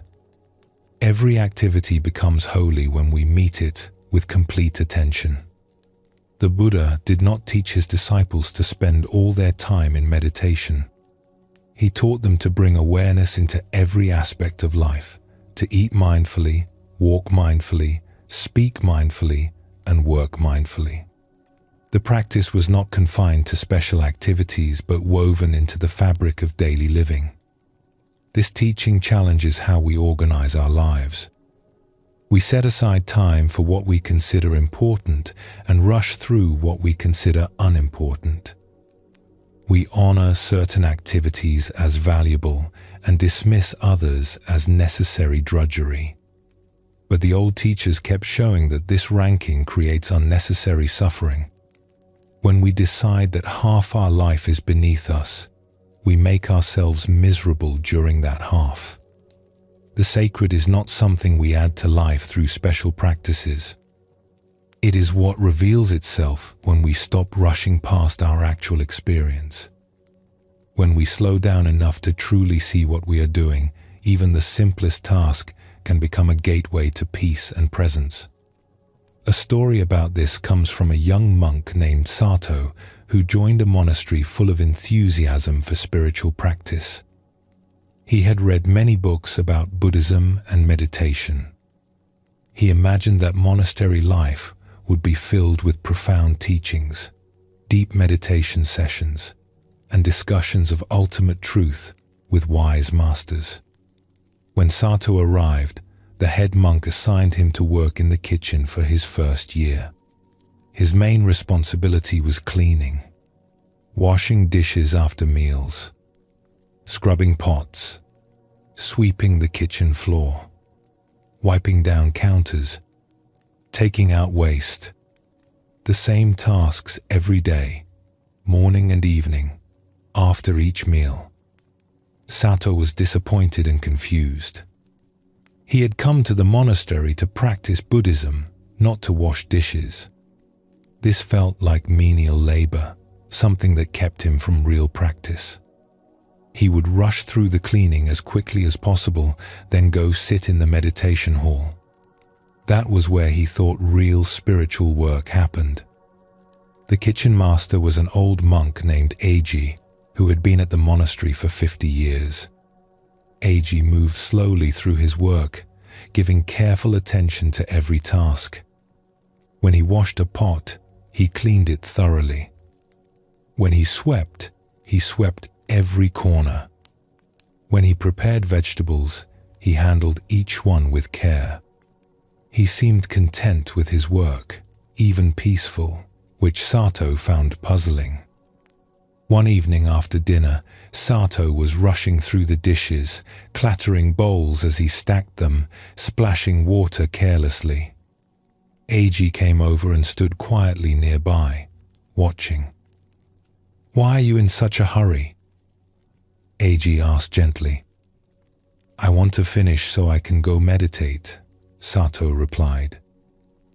"I did not come here to spend my time washing dishes." Eiji picked up one of the bowls Sato had washed. He examined it carefully, then held it out. There were still grains of rice stuck to the side. "When you wash dishes," Eiji said, "do you wash them? Or do you think about meditating while your hands move through the motions?" Sato felt embarrassed.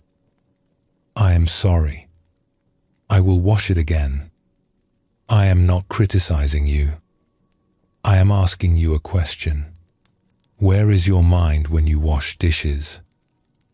"My mind is on my practice, on meditation, on studying the teachings."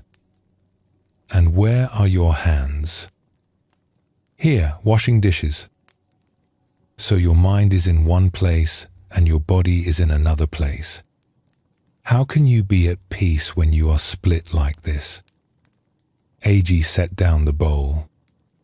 Buddhism teaches that practice is not about dividing our time between important spiritual activities and unimportant daily tasks. Practice is bringing our whole attention to whatever we are actually doing. When you meditate, meditate. When you wash dishes, wash dishes. "But washing dishes is not spiritual practice," Sato protested. "It is just cleaning up after meals." Eiji smiled.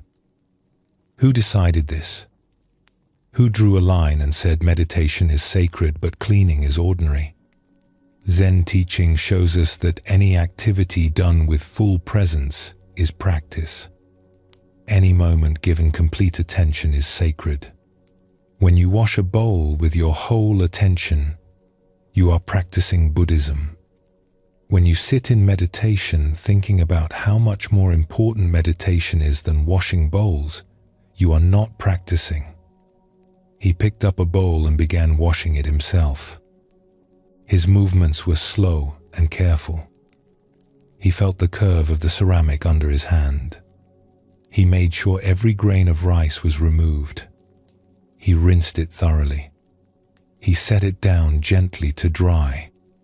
The whole process took perhaps a minute, but there was something about the way he did it that commanded attention. He was completely present for washing one bowl. "This bowl," Eiji said, "holds food that nourishes the monks who practice here.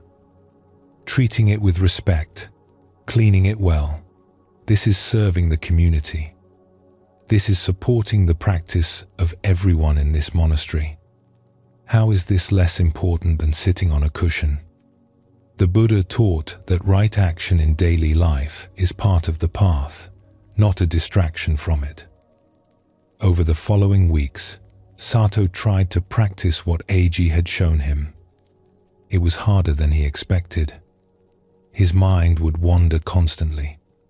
While washing one dish, he would be thinking about the next dish. While sweeping, He would be planning what to do after sweeping. His body was present, but his attention was always somewhere else. He would catch himself rushing again, moving quickly through the tasks so he could get to what he still considered real practice. The habit of dismissing his work as unimportant was deeply ingrained. His mind kept creating a story that the dishes were an obstacle and meditation was the goal. Even when he tried to be present, he was trying in a way that created more mental effort and struggle. But gradually, he began to notice something. When he could bring his full attention to the task at hand, even for a few moments, there was a quality of peace in it. The warm water on his hands while washing dishes, its temperature and texture. The rhythmic motion of the broom while sweeping, the way it moved across the floor. The satisfaction of seeing a clean counter, knowing someone else would benefit from his care. These simple things held their own completeness when he was actually present for them. He began to see that AG was right. The peace did not come from the activity itself, but from the quality of attention he brought to it. When his mind was elsewhere, even sitting in meditation felt agitated and uncomfortable. When he was fully present, even scrubbing a pot had a quality of calm. One morning, Sato was washing pots after breakfast. They were large, heavy pots that took effort to clean, with rice and vegetables stuck to the bottom from cooking. Usually, he disliked this task, seeing it as the worst part of kitchen work. But on this morning, something was different. He was not thinking about disliking it. He was not planning what he would do afterward. He found himself simply doing it. Not thinking about meditation or studying or anything else. Just scrubbing this pot, feeling the resistance of the stuck food against the scrubber, applying more effort where needed, feeling the satisfaction when a stubborn bit finally came free, rinsing thoroughly in clean water, and watching the last traces of food wash away. His whole attention was absorbed in the task. There was just this pot, this water, these hands, this moment. When he finished and stepped back, he realized something remarkable. For those 15 minutes of washing pots, his mind had been completely quiet. No worries about his progress on the path. No judgments about whether he was practicing correctly. No thoughts about being somewhere else or doing something better.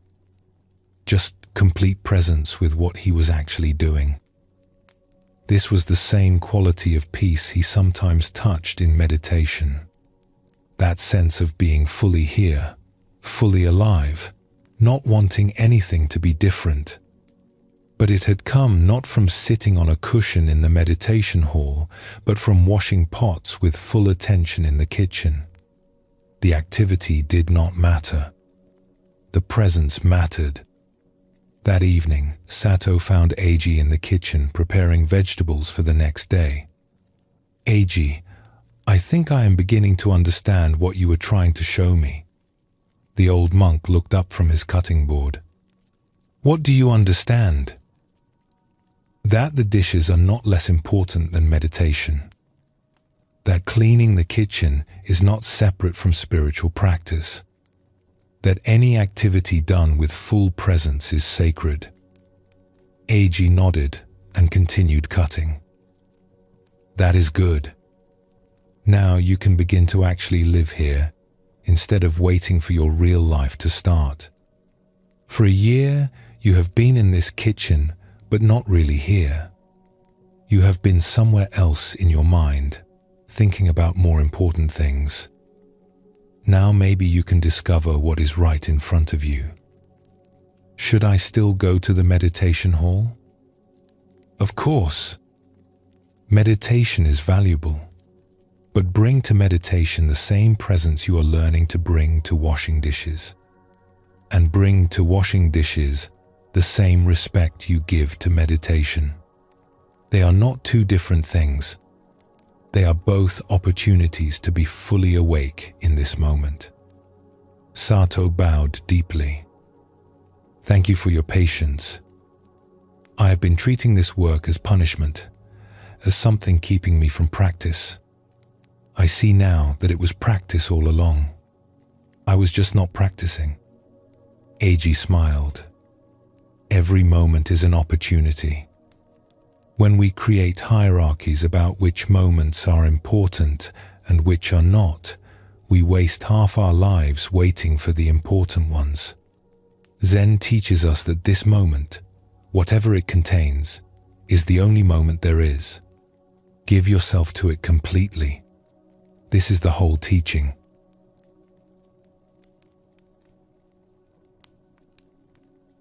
This story reveals how we create false hierarchies that cause us suffering. Sato had decided that meditation was sacred and washing dishes was mundane. Buddhism teaches that this kind of ranking separates us from our actual life. We spend so much time thinking about being somewhere better, doing something more important, that we miss the life we are actually living. The old masters often gave students mundane tasks precisely to help them see through this illusion. Chopping vegetables, cleaning floors, carrying water. These tasks had no inherent spiritual significance, which made them perfect for practicing presence. There was nothing impressive about them, so students could not use them to build up their spiritual ego. There was just the simple fact of doing what needed doing, which is the essence of practice. When we bring full attention to any task, no matter how simple or ordinary, we practice the same awareness we cultivate in meditation. Zen teaching shows us that the quality of attention matters more than the activity itself. Washing dishes with complete presence is more valuable than sitting in meditation while thinking about how spiritual you are. Let us explore another aspect of this teaching. A woman named Yori lived in a village and worked as a cleaner for several wealthy families. Each day she would go to their houses and sweep floors, dust shelves, wash windows, scrub pots, and tidy rooms. The work was tiring and not well paid. She would often feel discouraged, thinking her life lacked meaning compared to people with more important positions. One of the families she worked for had invited a visiting teacher to stay with them. His name was Master Hakuin, and he was known for his direct and practical approach to teaching. One afternoon, Yori was cleaning the guest room where Hakuin was staying. She worked quietly, not wanting to disturb him, but he noticed her and spoke. "You work with care," he said. Yori was startled. She had not expected him to address her. She bowed quickly. "Thank you, sir. I try to do my work properly." "Why do you clean houses?" he asked. "It is my livelihood. I have no other skills." "That is not what I asked. Why do you clean? What is the purpose of your work?" Yori thought about this. "To make things clean, I suppose. To keep the house orderly." "And why does that matter?" She found the question strange. "Because people cannot live well in dirty, disordered spaces. Clean surroundings create peace. They allow people to think clearly and live comfortably." Hakuin nodded. "So your work creates conditions for others to live well. You serve the peace and well-being of everyone in this household. How is this not sacred work?" Yori looked at him uncertainly. "But I am just a cleaner. This is ordinary work, not spiritual practice. The Buddha taught that right livelihood is part of the path. Work that serves others and causes no harm is spiritual practice. When you clean this room, you do it so I can rest well and teach clearly. When you clean the kitchen, you make it possible for the family to prepare nourishing meals.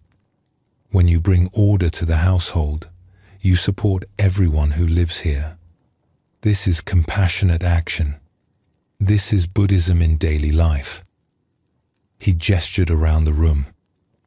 Look at what you have done here. The floor is swept clean. The shelves are dusted. The bedding is fresh. You have created a peaceful space. Someone else will benefit from your care and effort. How can you call this unimportant?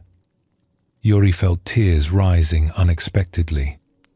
For years she had felt that her work was beneath notice, that her life lacked the significance of people with impressive positions or spiritual practices.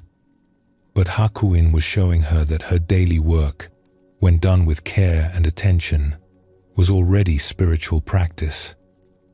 It was already service. It was already meaningful. But I do not meditate or study teachings, she said. I just clean houses. When you sweep this floor, are you thinking about other things? Or are you present for the sweeping? Usually I am thinking about other things. About my worries. About what I need to do next. About my life. There is your practice. Bring your full attention to your work. When you sweep, just sweep. When you dust, just dust. Let your work become your meditation. Not thinking about how your life should be different, but giving yourself completely to what you are actually doing. This is Zen practice. This is the path. Hakuin stood and walked to the window, which Yori had cleaned until it was perfectly clear. This window is so clean that I can see through it easily. I can appreciate the garden outside. Your care made this possible. You think this is just cleaning, but you have given me a gift. You have served my practice by creating a peaceful environment. Zen teaching reminds us that we all support each other. Your work supports my teaching. My teaching might support someone else's awakening. We are all connected in this web of service. After Hakuin left the room, Yori sat for a moment with what he had said. Her work was not separate from spiritual life. It was spiritual life. Every floor she swept, every dish she washed, every surface she cleaned, all of it created conditions for others to live well. All of it was service. All of it mattered. From that day forward, Yori approached her work differently. She still cleaned houses. The tasks remained the same. The floors still needed sweeping. The windows still needed washing. The shelves still needed dusting. But she brought a new quality of attention to them. At first, like Sato, she found it difficult.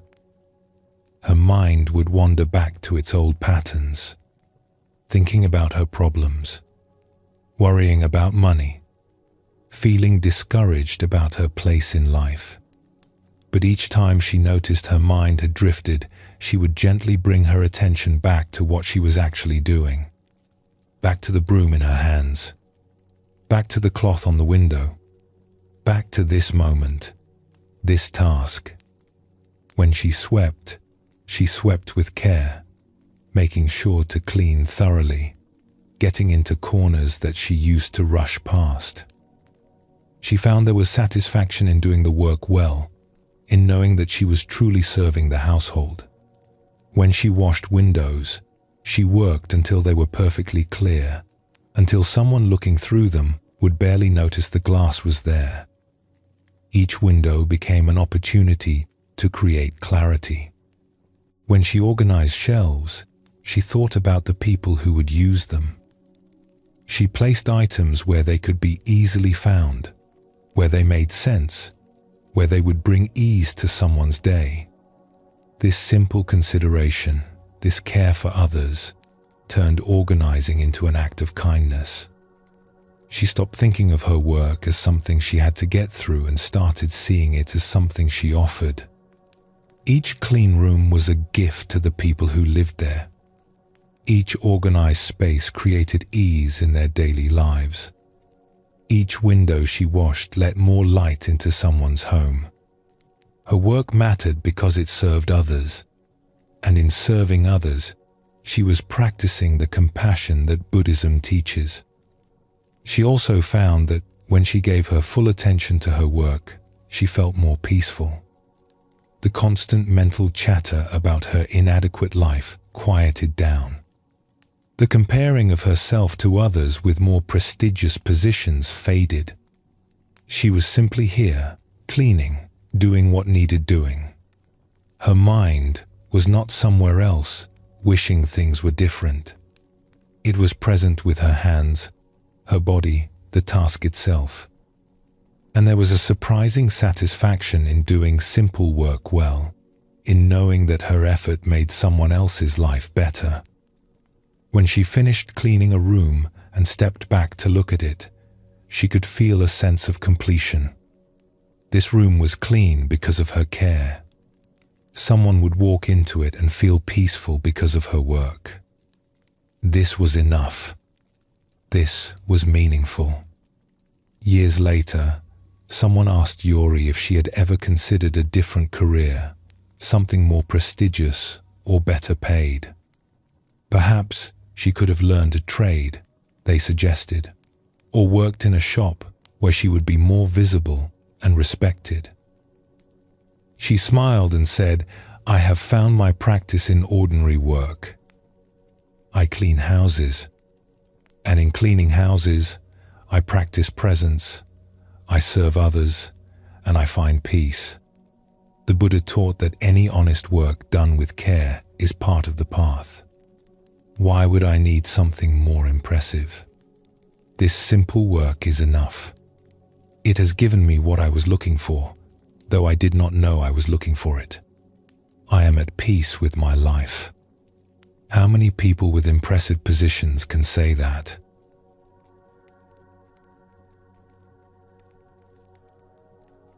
Both of these stories point to the same teaching.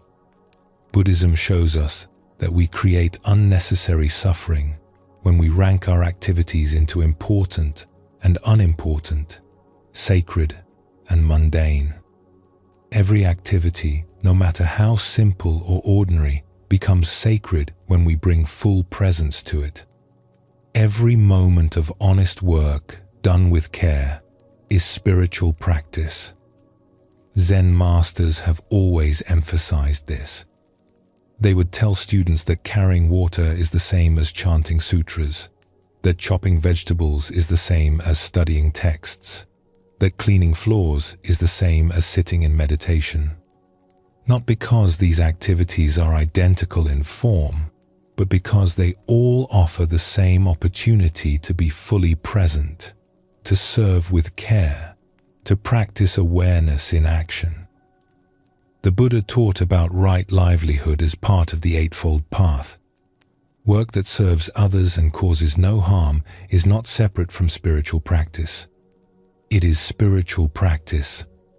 A cleaner who brings full attention and care to their work is practicing Buddhism just as truly as a monk sitting in a meditation hall. The form is different, but the essence is the same, which is present awareness expressing itself through action. The sacred is not something we need to seek in special places or special practices. It is right here in our ordinary life, waiting for us to recognize it. When we stop dividing our life into spiritual moments and mundane moments, when we bring our whole attention to whatever we are actually doing, every moment becomes an opportunity for practice.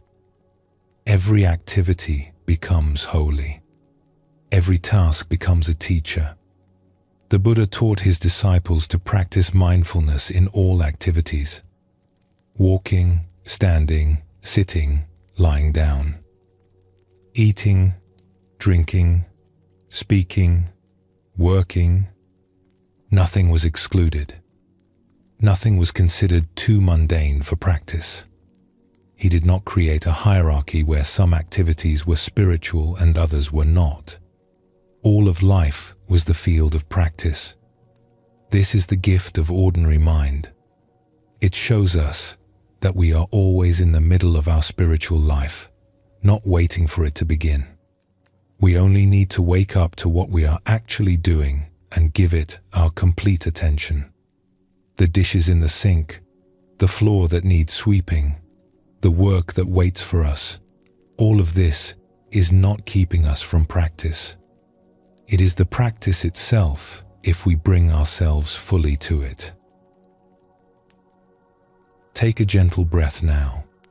Whatever activity you will do next, whether it seems important or mundane, see if you can bring your full attention to it.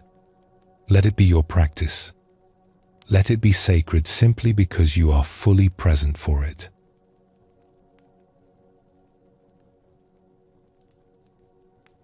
There is a quality that many people find disappointing when they first encounter real Zen teaching. They arrive expecting profound wisdom, mysterious koans, dramatic insights that will transform everything. What they often receive instead is simple, direct instruction that sounds almost too ordinary to be valuable. Drink your tea. Sweep the floor. Pay attention to what you are doing. A student once traveled for months to meet a famous master. When he finally arrived and asked for the deepest teaching, the master said, "Have you eaten breakfast?" The student said yes. The master replied, "Then go wash your bowl." The student was confused and frustrated. He had journeyed so far for this, but the master had given him exactly what he needed, though it would take years for him to understand it. Zen teaching points again and again to the ordinary as complete in itself, not as a stepping stone to something better, not as practice for some future attainment, but as already whole, already perfect, already enough. This is difficult for us to accept because we have learned to always reach for something more impressive, something special, something that will set us apart or make us feel significant. Buddhism teaches that this reaching itself creates suffering.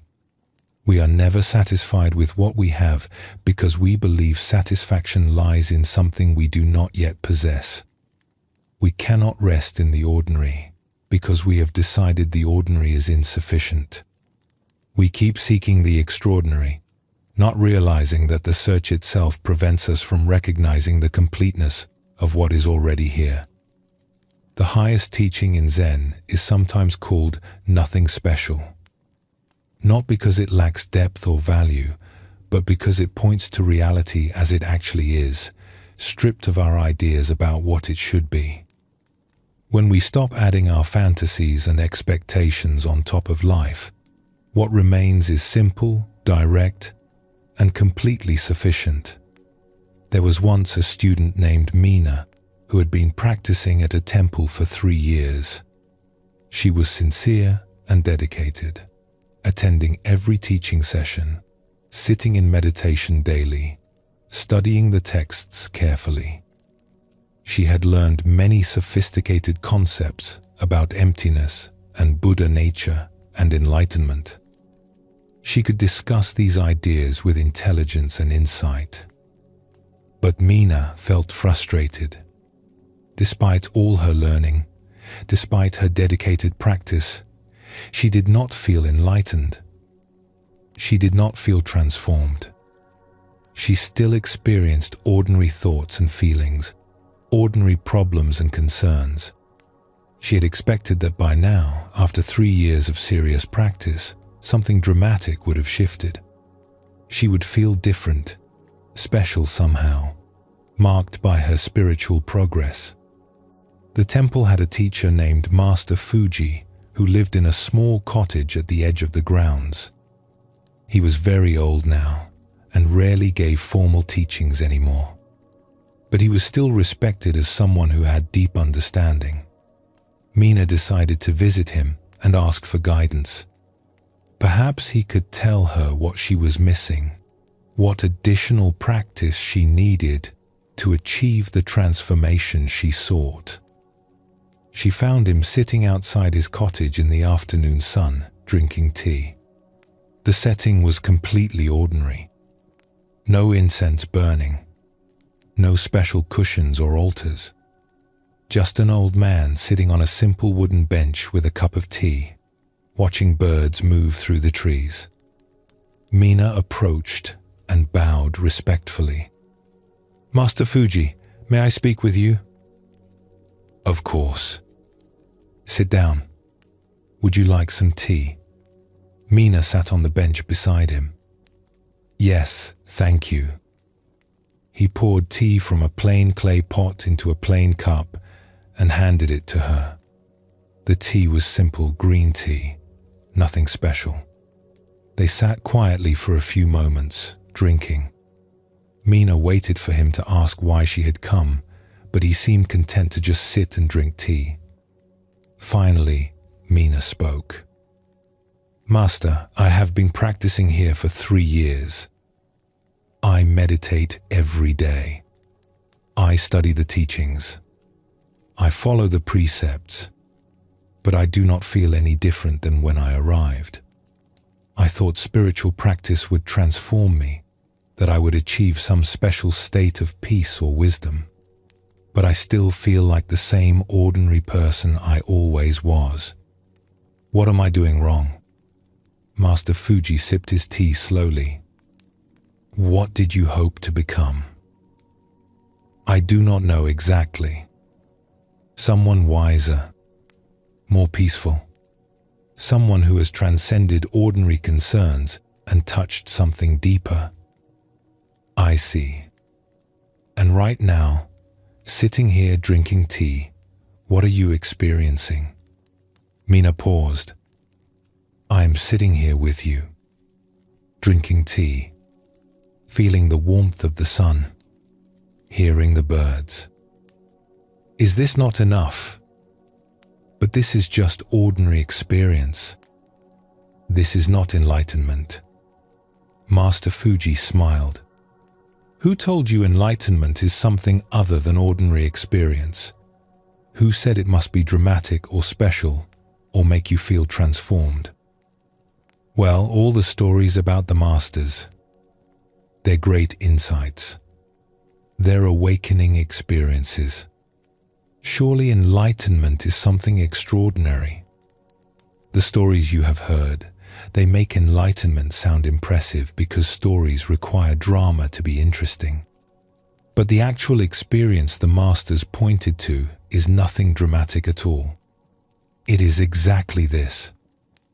He gestured to the tea, the afternoon, the simple fact of sitting here. Just this, without adding anything to it, without needing it to be special. Mina felt confused. "But I have been doing this my whole life. Drinking tea, sitting in the sun. If this is enlightenment, why did I need 3 years of practice?" "You have been sitting and drinking tea, yes. But have you been doing it without wanting it to be something else? Without judging it as insufficient? Without using it as an opportunity to think about more important things?" He looked at her directly. "Right now, as you drink this tea, are you actually tasting it? Or are you thinking about enlightenment and whether you have achieved it?" Mina realized he was right. Even now, sitting here, she was not really present. She was thinking about her practice, her progress, what she was lacking. She was using this moment to worry about other moments, to plan, to evaluate, to judge. She was here in body, but not in attention. Zen teaching shows us that the problem is not that we lack something special. The problem is that we cannot appreciate the ordinary because we are always reaching for something beyond it. Master Fuji finished his tea and set down the cup. You have spent 3 years practicing, which is good. But you have been practicing to become someone special rather than to fully be who you already are. You have been practicing to achieve extraordinary states rather than to wake up to ordinary life. But then what is the point of practice? Mina asked. If I am already everything I need to be, why practice at all? Practice helps you see what you already have. It clears away the confusion that prevents you from recognizing the completeness of this moment. But if you practice while thinking, practice will give you something you do not already possess. You miss the point entirely. The Buddha taught that all beings already have Buddha nature. Practice does not create it. Practice reveals it. He poured more tea into both their cups. Watch how the tea pours. See how it steams. Notice the color, the scent, the warmth of the cup in your hands. This is not special. This is completely ordinary. And it is also completely enough. When you can drink tea and just drink tea, without needing it to be a pathway to enlightenment, without judging it as too ordinary, without wanting something more impressive, then you will understand what the old masters were pointing at. Mina looked at the tea in her cup. She had drunk thousands of cups of tea in her life, but had never truly tasted one. She was always drinking tea while thinking about something else, planning the next thing, judging the present as insufficient. Even her meditation practice had become this way. She sat in meditation while judging her meditation, thinking about whether she was doing it correctly, wanting to have special experiences.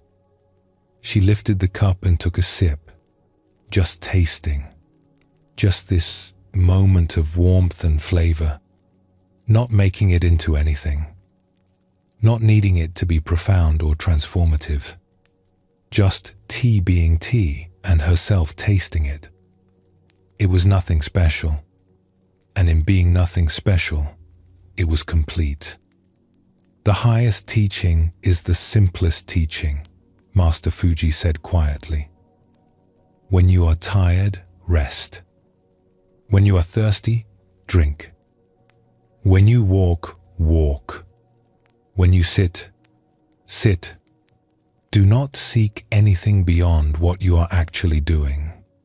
This is hard for people to accept because it does not make them feel special.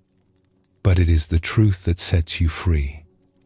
Over the following weeks and months, Mina began to practice differently. She stopped trying to achieve special states in meditation and simply sat, being present for whatever arose. Sometimes her meditation was peaceful. Sometimes it was restless and uncomfortable. She stopped judging one as good practice and the other as bad practice. She simply sat, meeting whatever came. When thoughts arose about whether she was making progress, she noticed these thoughts without getting caught in them. When feelings of frustration or disappointment appeared, she let them be there without trying to fix them or push them away. She was learning to be present for her actual experience rather than the experience she thought she should be having. In daily life, she paid attention to simple things she had overlooked for years. The feeling of her feet on the ground as she walked, the taste of her food at meals, the sound of rain on the roof. Not because these things were profound or would lead to enlightenment, but simply because they were what was actually happening. She found that when she could stop adding her commentary and expectations to life, when she could let things be what they were without needing them to be impressive, there was a quality of peace that had been there all along, hidden under her constant striving for something better. The peace was not dramatic. It was not a special state. It was just the natural quiet that arose when her mind stopped fighting with reality. She continued to meditate, study, and practice. But now she was not practicing to become someone special. She was practicing to fully inhabit her ordinary life, her ordinary mind, her ordinary experience. And in that ordinariness, she found what she had been seeking in extraordinary experiences. Not because the ordinary had become extraordinary, but because she had stopped needing it to be anything other than what it was. She noticed that other students were still caught in the same trap she had been caught in. They would compare their progress to others. They would judge their meditation sessions as good or bad. They would talk about achieving enlightenment as if it were a prize to be won through effort. She understood now that this approach itself prevented them from seeing what was already here. One day, she returned to visit Master Fuji. She found him in the same place, sitting outside with tea, watching the afternoon unfold. The scene was identical to their first meeting. Nothing had changed externally, but everything had changed in how she met it. "Master, thank you for showing me what I could not see." He looked up and smiled.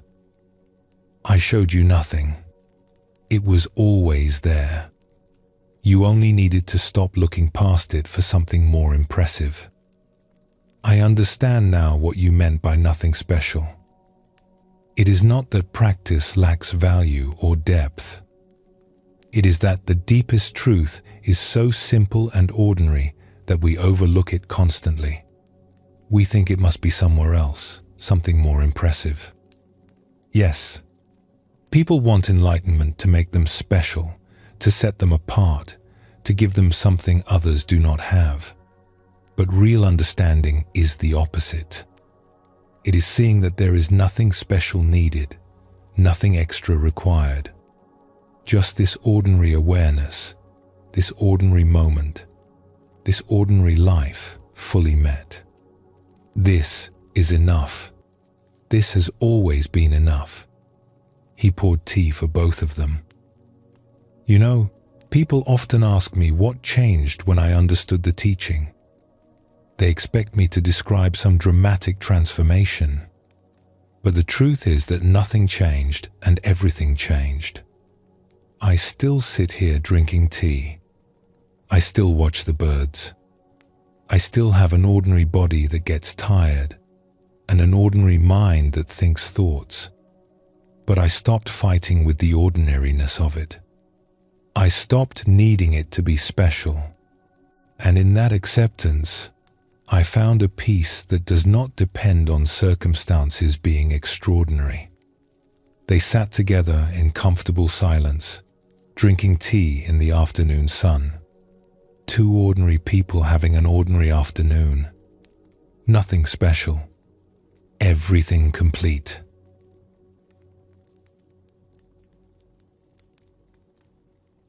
Buddhism teaches that our constant reaching for something more, something special, something that will finally satisfy us, is the source of much suffering. This reaching takes us away from the life we actually have. Zen masters would often respond to profound questions with very ordinary statements, precisely to cut through this habit of seeking the extraordinary. A monk asks, "What is the meaning of Buddhism?" The master replies, "The oak tree in the garden." The monk is confused because he expects a philosophical answer, something impressive. But the master is pointing to simple presence with what is actually here. The oak tree is just an oak tree. Buddhism is just this moment, just this awareness, just this life as it actually is. The teaching of nothing special liberates us from the exhausting search for special experiences, special states, special understanding. We can stop trying to be impressive and simply be present. We can stop judging ordinary life as insufficient and recognize its completeness. This does not mean we stop growing or learning. It means we stop treating the present as a problem that needs solving through future attainment. Here is another story that shows this teaching. In a small mountain village, there lived a warrior named Kuro who had trained in swordsmanship since childhood. He was skilled and disciplined, respected for his abilities. But despite his training, he did not feel at peace. In battle, his mind would become agitated. He would second-guess his movements. He would worry about the outcome even as he fought. Kuro heard of a swordsman named Takeshi who lived as a farmer in a remote valley. People said that Takeshi had once been a great warrior but had given up fighting to work the land. They also said that Takeshi possessed a secret understanding that made him unbeatable in combat, though he no longer sought combat. Kuro was curious. What understanding could a farmer have that a trained warrior lacked? He traveled to the valley and found Takeshi working in a rice field. The man was older, perhaps 50, with the weathered face and strong hands of someone who worked with soil.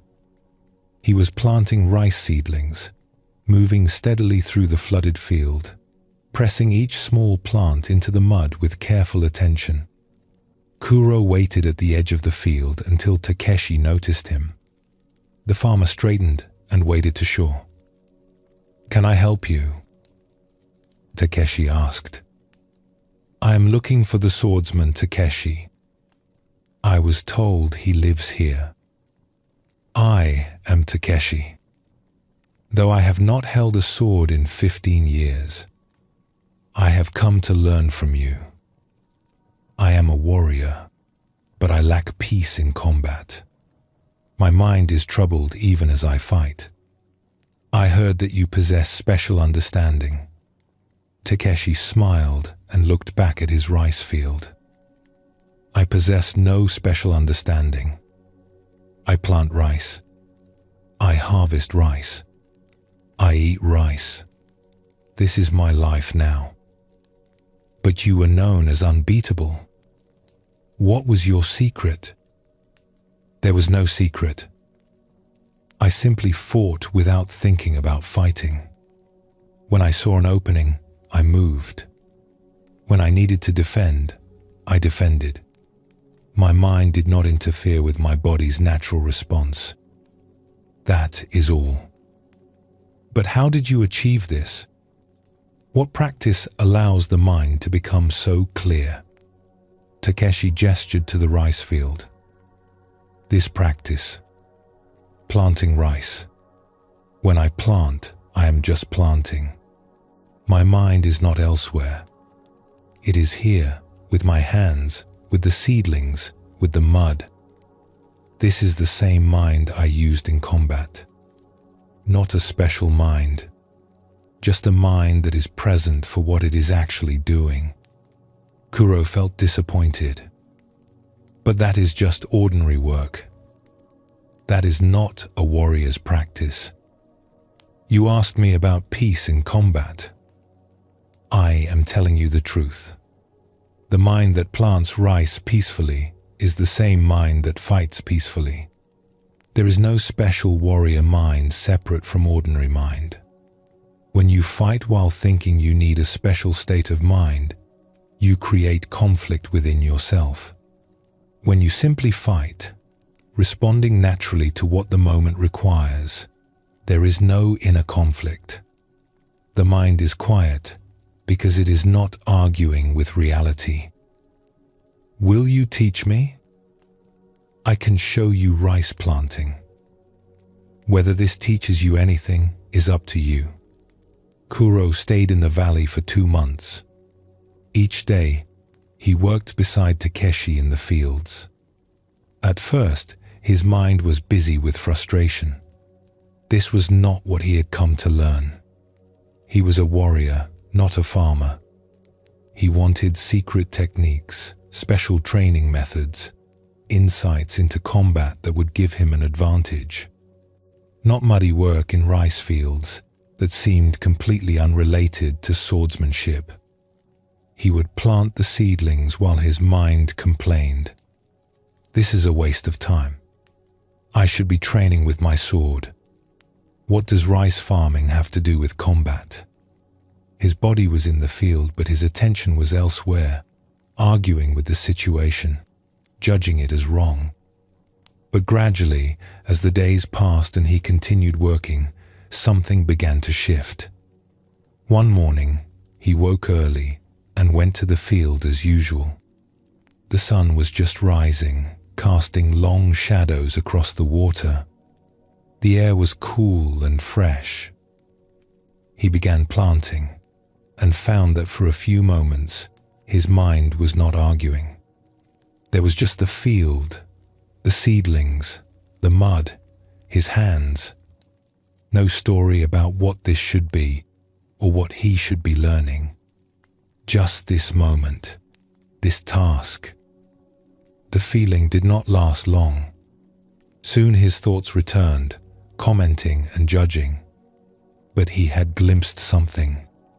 A quality of simple presence that he rarely accessed in his warrior training, where he was always trying to be better, faster, more skilled. As the weeks continued, those moments of simple presence became more frequent. He noticed that when his mind was quiet like this, his body knew what to do. His hands found their rhythm without his thinking about rhythm. He could sense when a seedling was planted firmly and when it needed adjustment, not through analysis, but through direct perception. He was responding to what was actually happening rather than what he thought should be happening. He began to see that this was exactly what Takeshi had meant about combat. In fighting, when his mind was busy with thoughts about winning or losing, about how he looked or what others thought, about fear or pride, his natural capacity to respond was blocked. But when he could simply be present for what was actually happening, his training could express itself naturally. One evening, after a long day of work, they were washing mud from their hands and feet. Kuro said to Takeshi, "I am beginning to understand. The peace I sought in combat is the same peace I find when I can simply plant rice without my mind creating problems. When I stop fighting against what I am doing and just do it, everything becomes simpler." Takeshi nodded. Buddhism teaches that our suffering comes from our mind fighting against reality. When planting rice, if your mind says this work is beneath you or this is not what you came to learn, you suffer. When fighting, if your mind says you should not feel afraid or you must win or you must perform perfectly, you suffer. The activity does not create the suffering. Your mind's resistance creates it. So the practice is simply to be present for what I am actually doing, without my mind adding commentary or judgment. That is it. Nothing special. Just this moment, fully met. When you fight with this mind, you do not fight from fear or pride or the need to prove something. You simply respond to what the situation requires. This is what people saw in my swordsmanship. Not special technique, but simple presence. I was not trying to be impressive. I was just doing what needed doing. But this seems too simple to be the answer. Surely there must be more to it than just being present. Takeshi laughed. That is what everyone says. We want the answer to be complicated and impressive because that would make us feel special for understanding it. But the Buddha taught very simple truths. Be present. Respond with compassion. These are not complicated teachings. They are difficult to practice because we keep making them complicated with our thinking. We add layers of philosophy and technique on top of something that is actually very direct. He looked at Kuro seriously. You came here seeking a special mind for combat. But there is no special mind. There is only mind. When that mind is present and not interfering with itself, it functions naturally. A warrior's mind, a farmer's mind, an ordinary person's mind, they are all the same mind. The difference is only in whether we are present for our experience or lost in our thoughts about our experience. When Kuro returned to his duties as a warrior, he brought with him what he had learned planting rice. In combat, he no longer tried to achieve a special state of mind. He did not judge his thoughts or feelings as good or bad. He did not try to suppress fear or manufacture courage. He simply allowed his training to express itself naturally while staying present for what was actually happening. His movements became more fluid. His decisions became clearer. Not because he had learned special techniques, but because he had stopped interfering with his natural capacity to respond. He fought the same way he had learned to plant rice, with simple attention to what was actually required in each moment.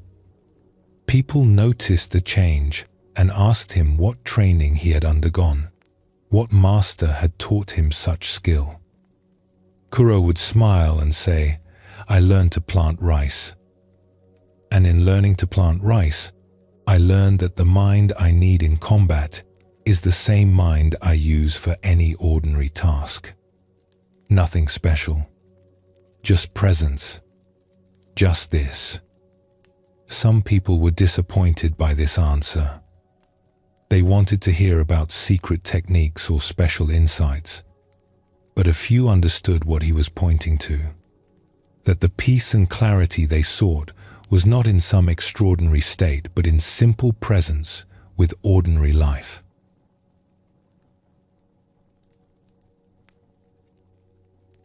Both stories point to the same teaching.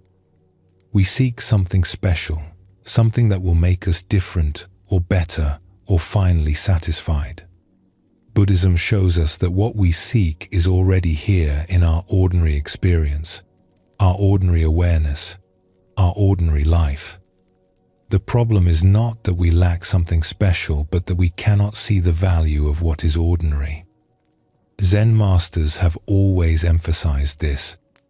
The highest teaching is nothing special, precisely because it is simply what is true. Tea tastes like tea. Rice grows in fields. Awareness is aware. We do not need to add anything to this or make it into something impressive. It is already complete. When we can let our ordinary life be ordinary without judgment, without comparison, without needing it to be special, we discover a peace that does not depend on circumstances being extraordinary. We can find completeness in simple moments. We can rest in ordinary awareness. This is the gift of nothing special. It shows us that we already have everything we need. Take a gentle breath now. This moment is nothing special. It is just this moment. And in being just this moment, it is already complete. Let yourself rest here, in the ordinary miracle of being alive.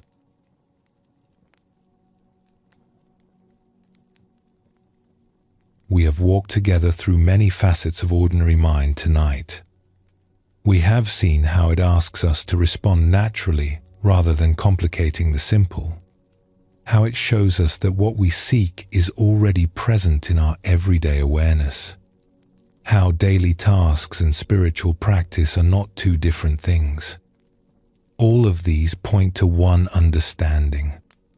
The life you are living right now, with all its ordinary moments and simple tasks, is not preparation for some future spiritual attainment. It is not a waiting room where you mark time until real life begins. This is it. This ordinary life, this ordinary mind, this ordinary moment, already whole, already complete, already home. Buddhism teaches that we suffer not because we lack something essential, but because we do not recognize what we already have. We are like someone searching everywhere for glasses that are resting on their own head. The searching itself prevents us from noticing that what we seek is already with us, has always been with us. could never be anywhere else. Zen masters spent their lives pointing at this simple truth in countless ways. When hungry, eat. When tired, sleep. The oak tree in the garden. Ordinary mind is the way. Not because they lacked profound insights, but because the most profound insight is simply this: what you are looking for is what is looking. The awareness seeking peace is already peaceful. The mind searching for completion is already complete. This is not a concept to understand intellectually. It is something to recognize in your own experience. Not in special moments, but in the most ordinary ones. Not when you finally get everything right, but right now, exactly as things are. The invitation is to stop waiting for a better moment and fully arrive in this one. There is a story about this. An old teacher named Senzo had lived in a small temple for 40 years. He was not famous. He did not give elaborate teachings or attract many students. He simply lived his life, tending the temple grounds, offering tea to travelers who stopped by, sitting quietly in the evening. People in the nearby village knew him as a kind and peaceful presence, but most did not consider him particularly remarkable. One day, a young monk named Hiroshi arrived at the temple. Hiroshi had been traveling for years, studying with various masters, learning different meditation techniques, accumulating knowledge about Buddhist philosophy. He had read extensively and could discuss the sutras with great sophistication. But despite all his learning, he felt something was missing. He kept thinking that if he just found the right teacher or learned the right technique, everything would finally click into place. He had heard a rumor about Senzo, though he was not sure if it was true. Someone had told him that this old temple keeper had profound understanding but refused to teach formally. Hiroshi was skeptical. How could someone living so simply, doing such ordinary work, have anything important to share? But he was passing through the area anyway, so he decided to stop and see for himself. He found Senzo sweeping leaves from the temple steps. The old man looked up and smiled. "Welcome. You look like you have traveled far." "I have been studying with various teachers," Hiroshi said. "I came to see if you might have teaching to share." Senzo leaned his broom against the wall. "Come, have some tea. You must be tired." They went inside to a simple room. Senzo prepared tea with careful attention, not making a ceremony of it, but simply making tea the way someone does who has made tea thousands of times. He poured for both of them, and they sat quietly. After a few moments, Hiroshi spoke.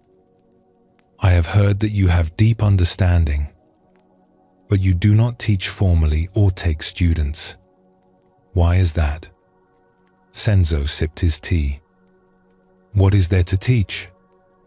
I sweep leaves when they fall. I make tea when someone comes. I sit quietly when the day's work is done. This is my life. Where in this would I need to give formal teachings?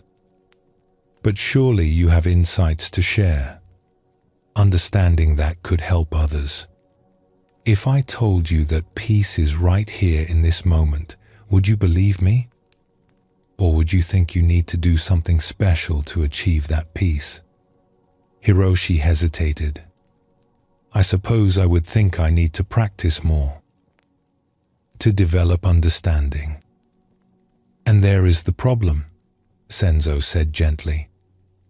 "You already have what you are seeking, but you cannot see it because you keep looking past it. This tea you are drinking right now, the warmth of the cup in your hands, the taste, the simple fact of sitting here, this is not leading somewhere. This is already where you need to be. But this is just drinking tea. This is not enlightenment. Senzo smiled.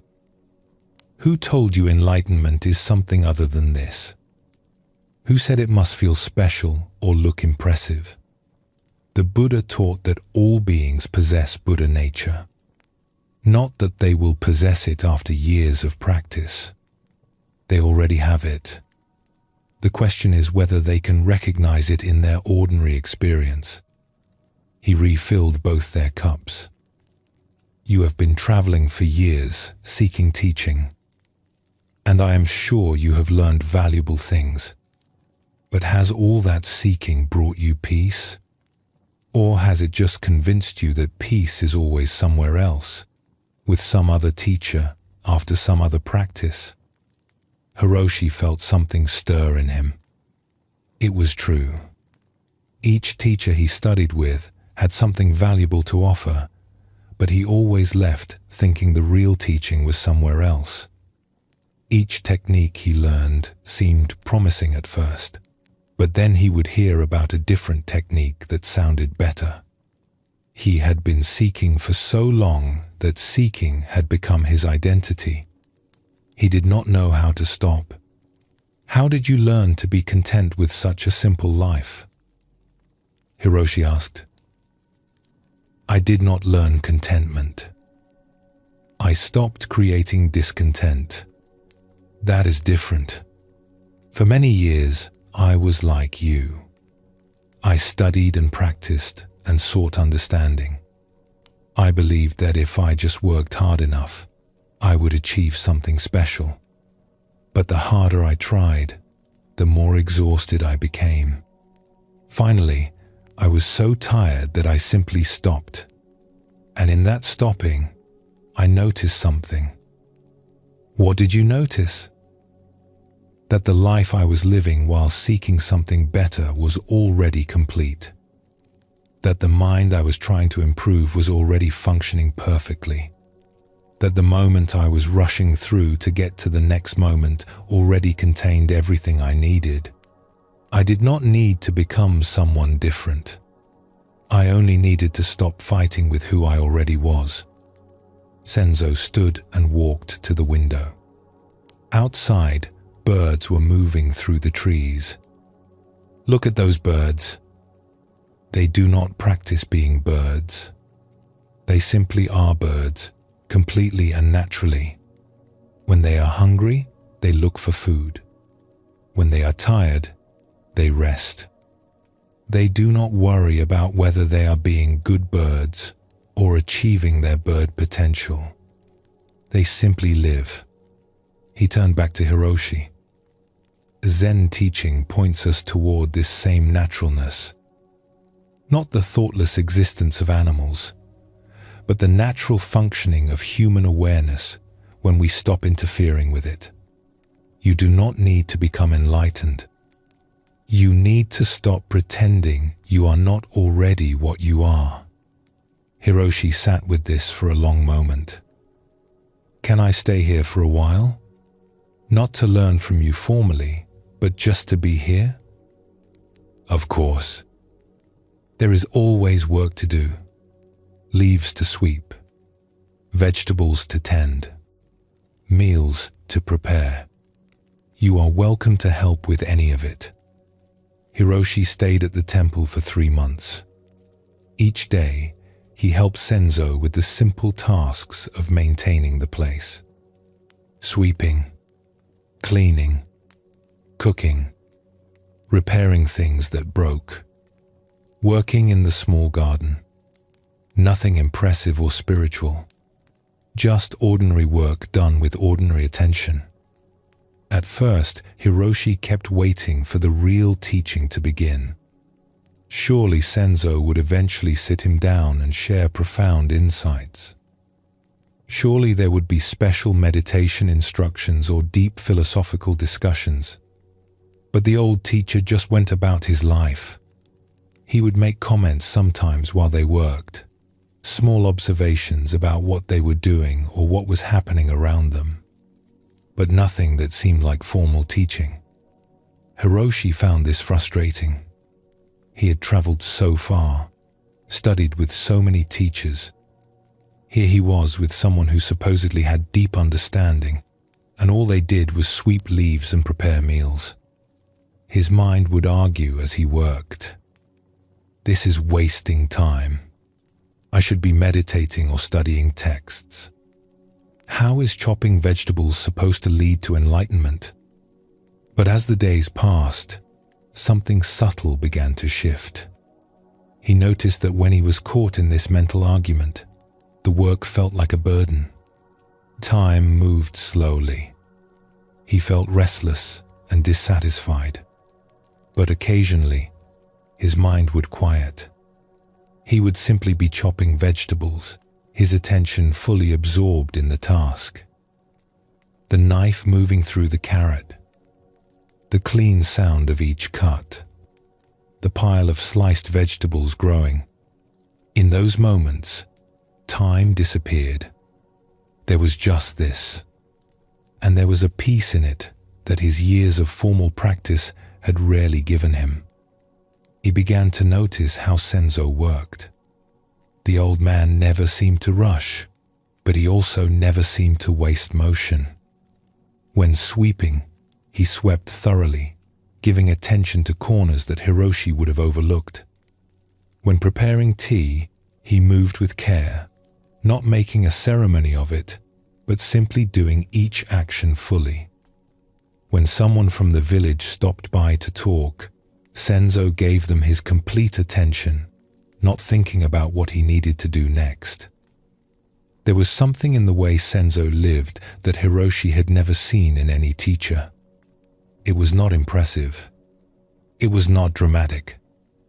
But there was a completeness to it, a quality of being fully present for whatever was happening, that Hiroshi had been seeking without knowing what he was seeking. Gradually, Hiroshi began to notice something. When he was fully engaged in the work, when his mind was not somewhere else thinking about practice or progress, there was a quality of peace that arose naturally.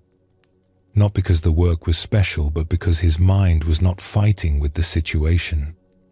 He was simply here, doing this, now. His years of meditation practice had given him tools, yes, but he had been using those tools to try to achieve something rather than to simply be present. One morning, he was raking the garden while Senzo planted new seedlings. The work was quiet and absorbing. At some point, Hiroshi realized he had not thought about enlightenment or progress for over an hour. He had just been raking. His mind was clear and his body was engaged. This was what he had been seeking through all those techniques and teachings. Not a special state, but simple presence with ordinary activity. One evening, they were sitting outside after dinner, watching the sun set behind the mountains. The sky was painted with orange and pink. Hiroshi said, "I think I am beginning to understand what you meant. You have been teaching me all along. Not through words, but through how you live. Through showing me that peace is not in special practices, but in how we meet ordinary moments." Senzo nodded. The teaching is not separate from living. Buddhism is not something you do for an hour each day and then set aside. It is how you meet each moment, how you respond to what arises, how you treat yourself and others, how you work and rest and simply be. But you make it look so easy. You are at peace with such a simple life. I still feel like I want more, like there should be something more impressive or meaningful. That wanting will fade as you see through it. Right now, you still believe that impressive things are more valuable than simple things, that your life should look a certain way to be meaningful. But these are just ideas your mind has learned. They are not true. A simple life fully lived is no less valuable than an impressive life half-lived. The value is not in what you do, but in how present you are for whatever you are doing. He looked at Hiroshi with kind eyes. You came here seeking teaching, and I think you found what you needed, though it was not what you expected. You learned that you do not need to keep seeking. You can stop and be here. Your ordinary mind, doing ordinary things, experiencing ordinary life. This is already complete. What should I do now? Should I stay and continue practicing here? That is up to you. But understand that if you leave, you take the teaching with you. It is not in this place or with me. It is in how you meet your life wherever you are. If you sweep leaves here or sweep leaves somewhere else, the practice is the same. Just sweep leaves.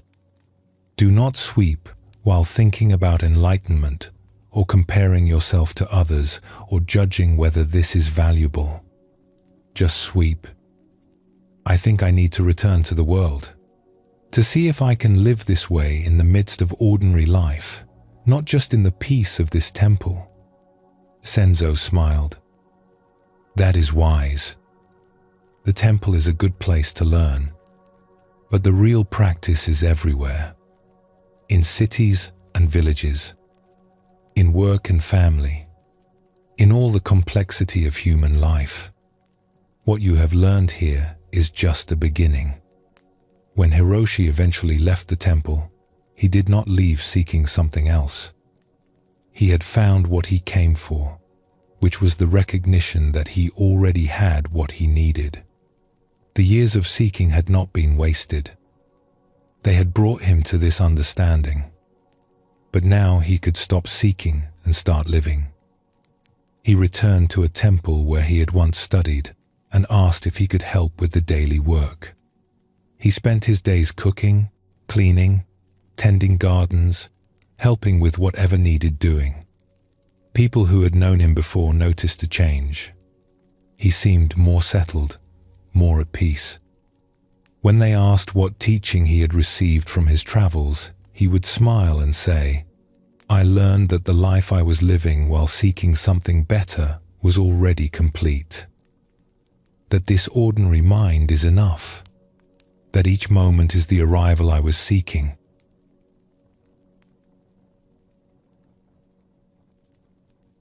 Buddhism teaches that enlightenment is not about achieving a special state, but about recognizing what is already true. The Zen masters did not spend decades in practice to become something they were not. They practiced to see through the illusions that prevented them from recognizing what they already were. This is why the teaching keeps pointing back to ordinary life. Not because ordinary life leads to enlightenment, but because ordinary life, fully met, is the expression of enlightenment. There is nowhere else to look, nothing else to achieve. Just this moment, this breath, this ordinary awareness. All the teachings we have explored tonight are really one teaching looked at from different sides. When hungry, eat. Your everyday mind is the path. Before enlightenment, chop wood. The sacred in the mundane. Nothing special. The tea is just tea. They all say the same thing. Stop looking elsewhere. Stop waiting for something better. Be here, fully here, for this ordinary life. This is already it.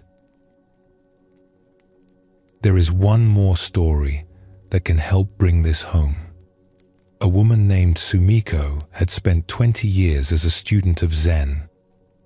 She had practiced diligently, studying extensively, sitting through countless meditation retreats. She had practiced through joy and sorrow, through clarity and confusion. She had moments of deep insight and periods of profound peace. But she also had moments of doubt and periods of struggle. Through it all, she kept practicing, kept seeking, kept trying to deepen her understanding. For many years, she had imagined that enlightenment would arrive as a dramatic event, One day, she would sit down to meditate, and suddenly everything would click into place. The seeking would end. The questions would be answered. She would finally feel like she had arrived at what she had been working toward for 2 decades. But as the years passed, this dramatic event never came. She had insights, yes. Moments of clarity where she understood something she had not understood before. But always, after the insight faded, she was still herself. Still the same person with the same ordinary mind, the same daily concerns, the same mixture of peace and struggle. One day, she was sitting in meditation during a long retreat. The meditation hall was quiet. Everyone was sitting still. Nothing special was happening.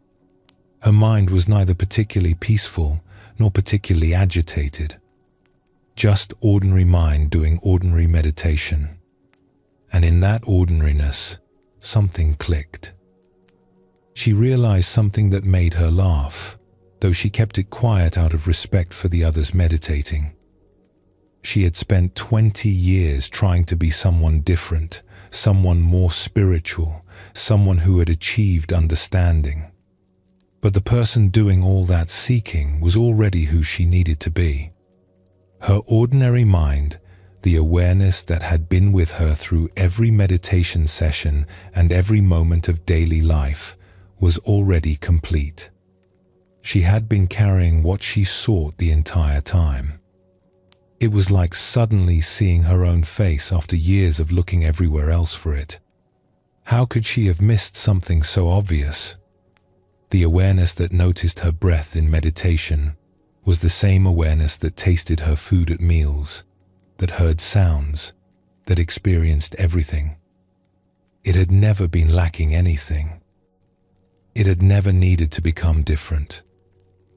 She had just been looking past it, through it, beyond it, thinking enlightenment must be something more special.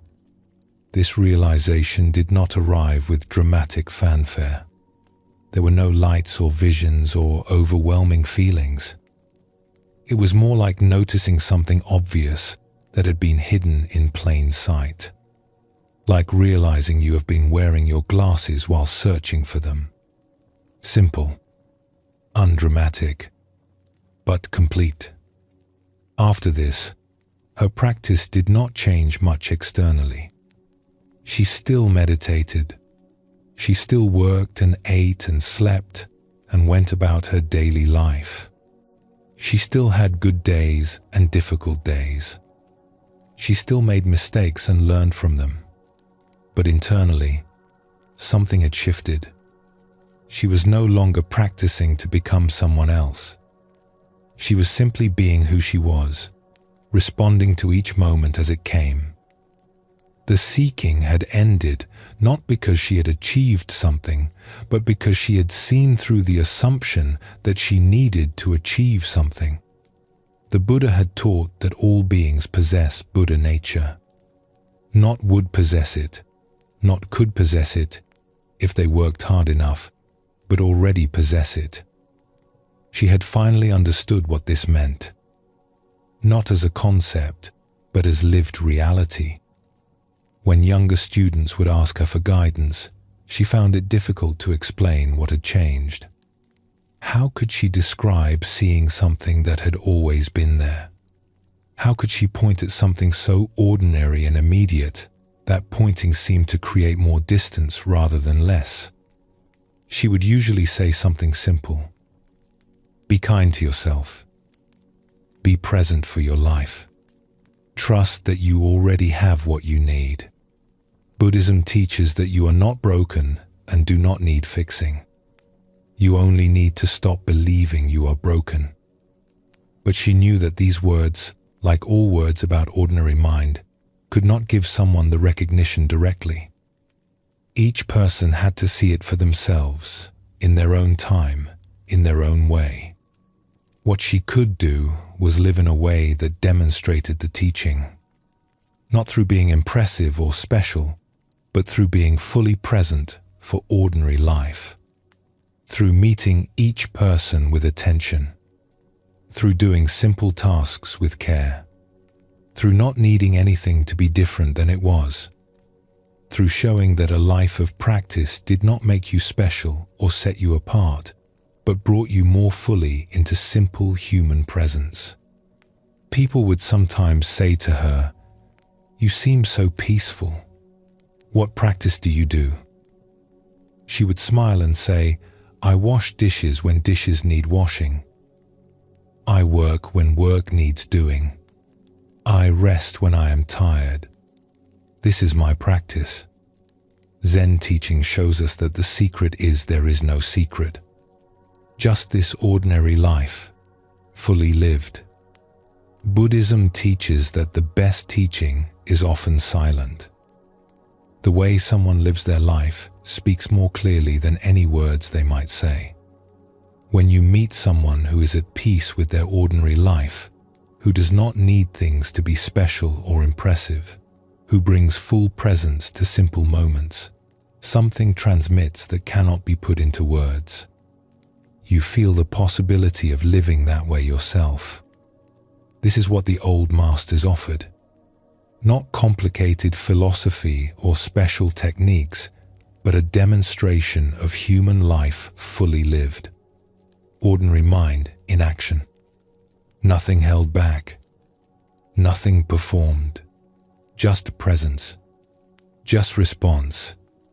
Just this.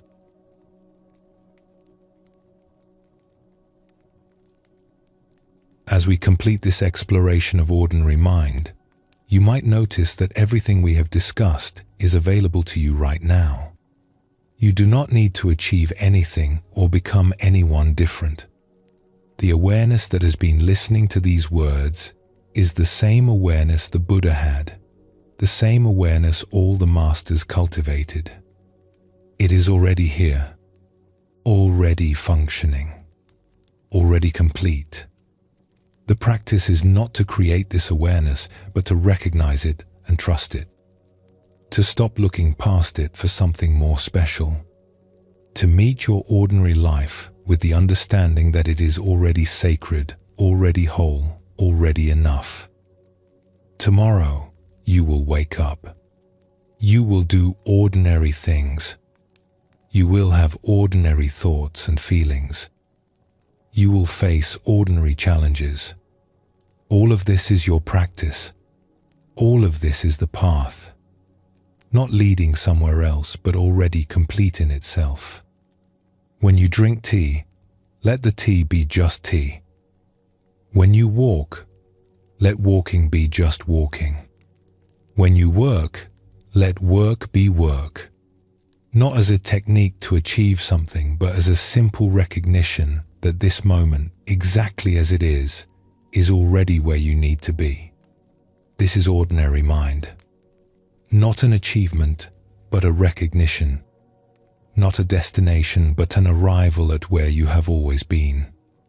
Not something special, but the ordinary miracle of being alive, fully met, completely here.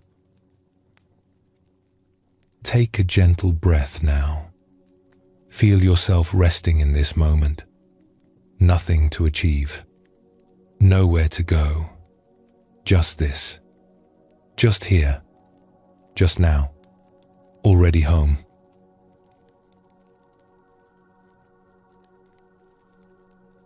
As we come to the end of our time together tonight, take a moment to notice where you are. Feel the surface supporting you. Notice the gentle rhythm of your breath moving in and out without any effort from you. Tonight, we have explored ordinary mind through many stories and teachings. We have seen how it invites us to respond naturally to life, to recognize what we already possess, to see that the sacred and mundane are not separate, to let go of seeking something special. All of these point to one simple truth. This ordinary life, this ordinary awareness, this ordinary moment is already complete. The Buddha taught that all beings possess Buddha nature, not as something to achieve, but as something to recognize. Zen masters spent their lives pointing at this in countless ways, always trying to show us what is so close we overlook it. Your ordinary mind is the path. When hungry, eat. When tired, sleep. The tea is just tea. You do not need to remember everything we explored tonight. The seeds have been planted. They will grow in their own time. You may find yourself tomorrow meeting an ordinary moment with new eyes, recognizing the completeness of something simple, letting something be what it is without needing it to be more. As you drift towards sleep now, let everything soften. Let the day release its hold. Let your body rest completely in the knowledge that tomorrow will bring its own fresh beginning. You will wake to an ordinary morning, ready to meet it with your ordinary mind, which has always been enough. This ordinary life is your practice. These ordinary moments are your path. This ordinary awareness is already home. Sleep well, and thank you for joining us here at Sleepy Monk.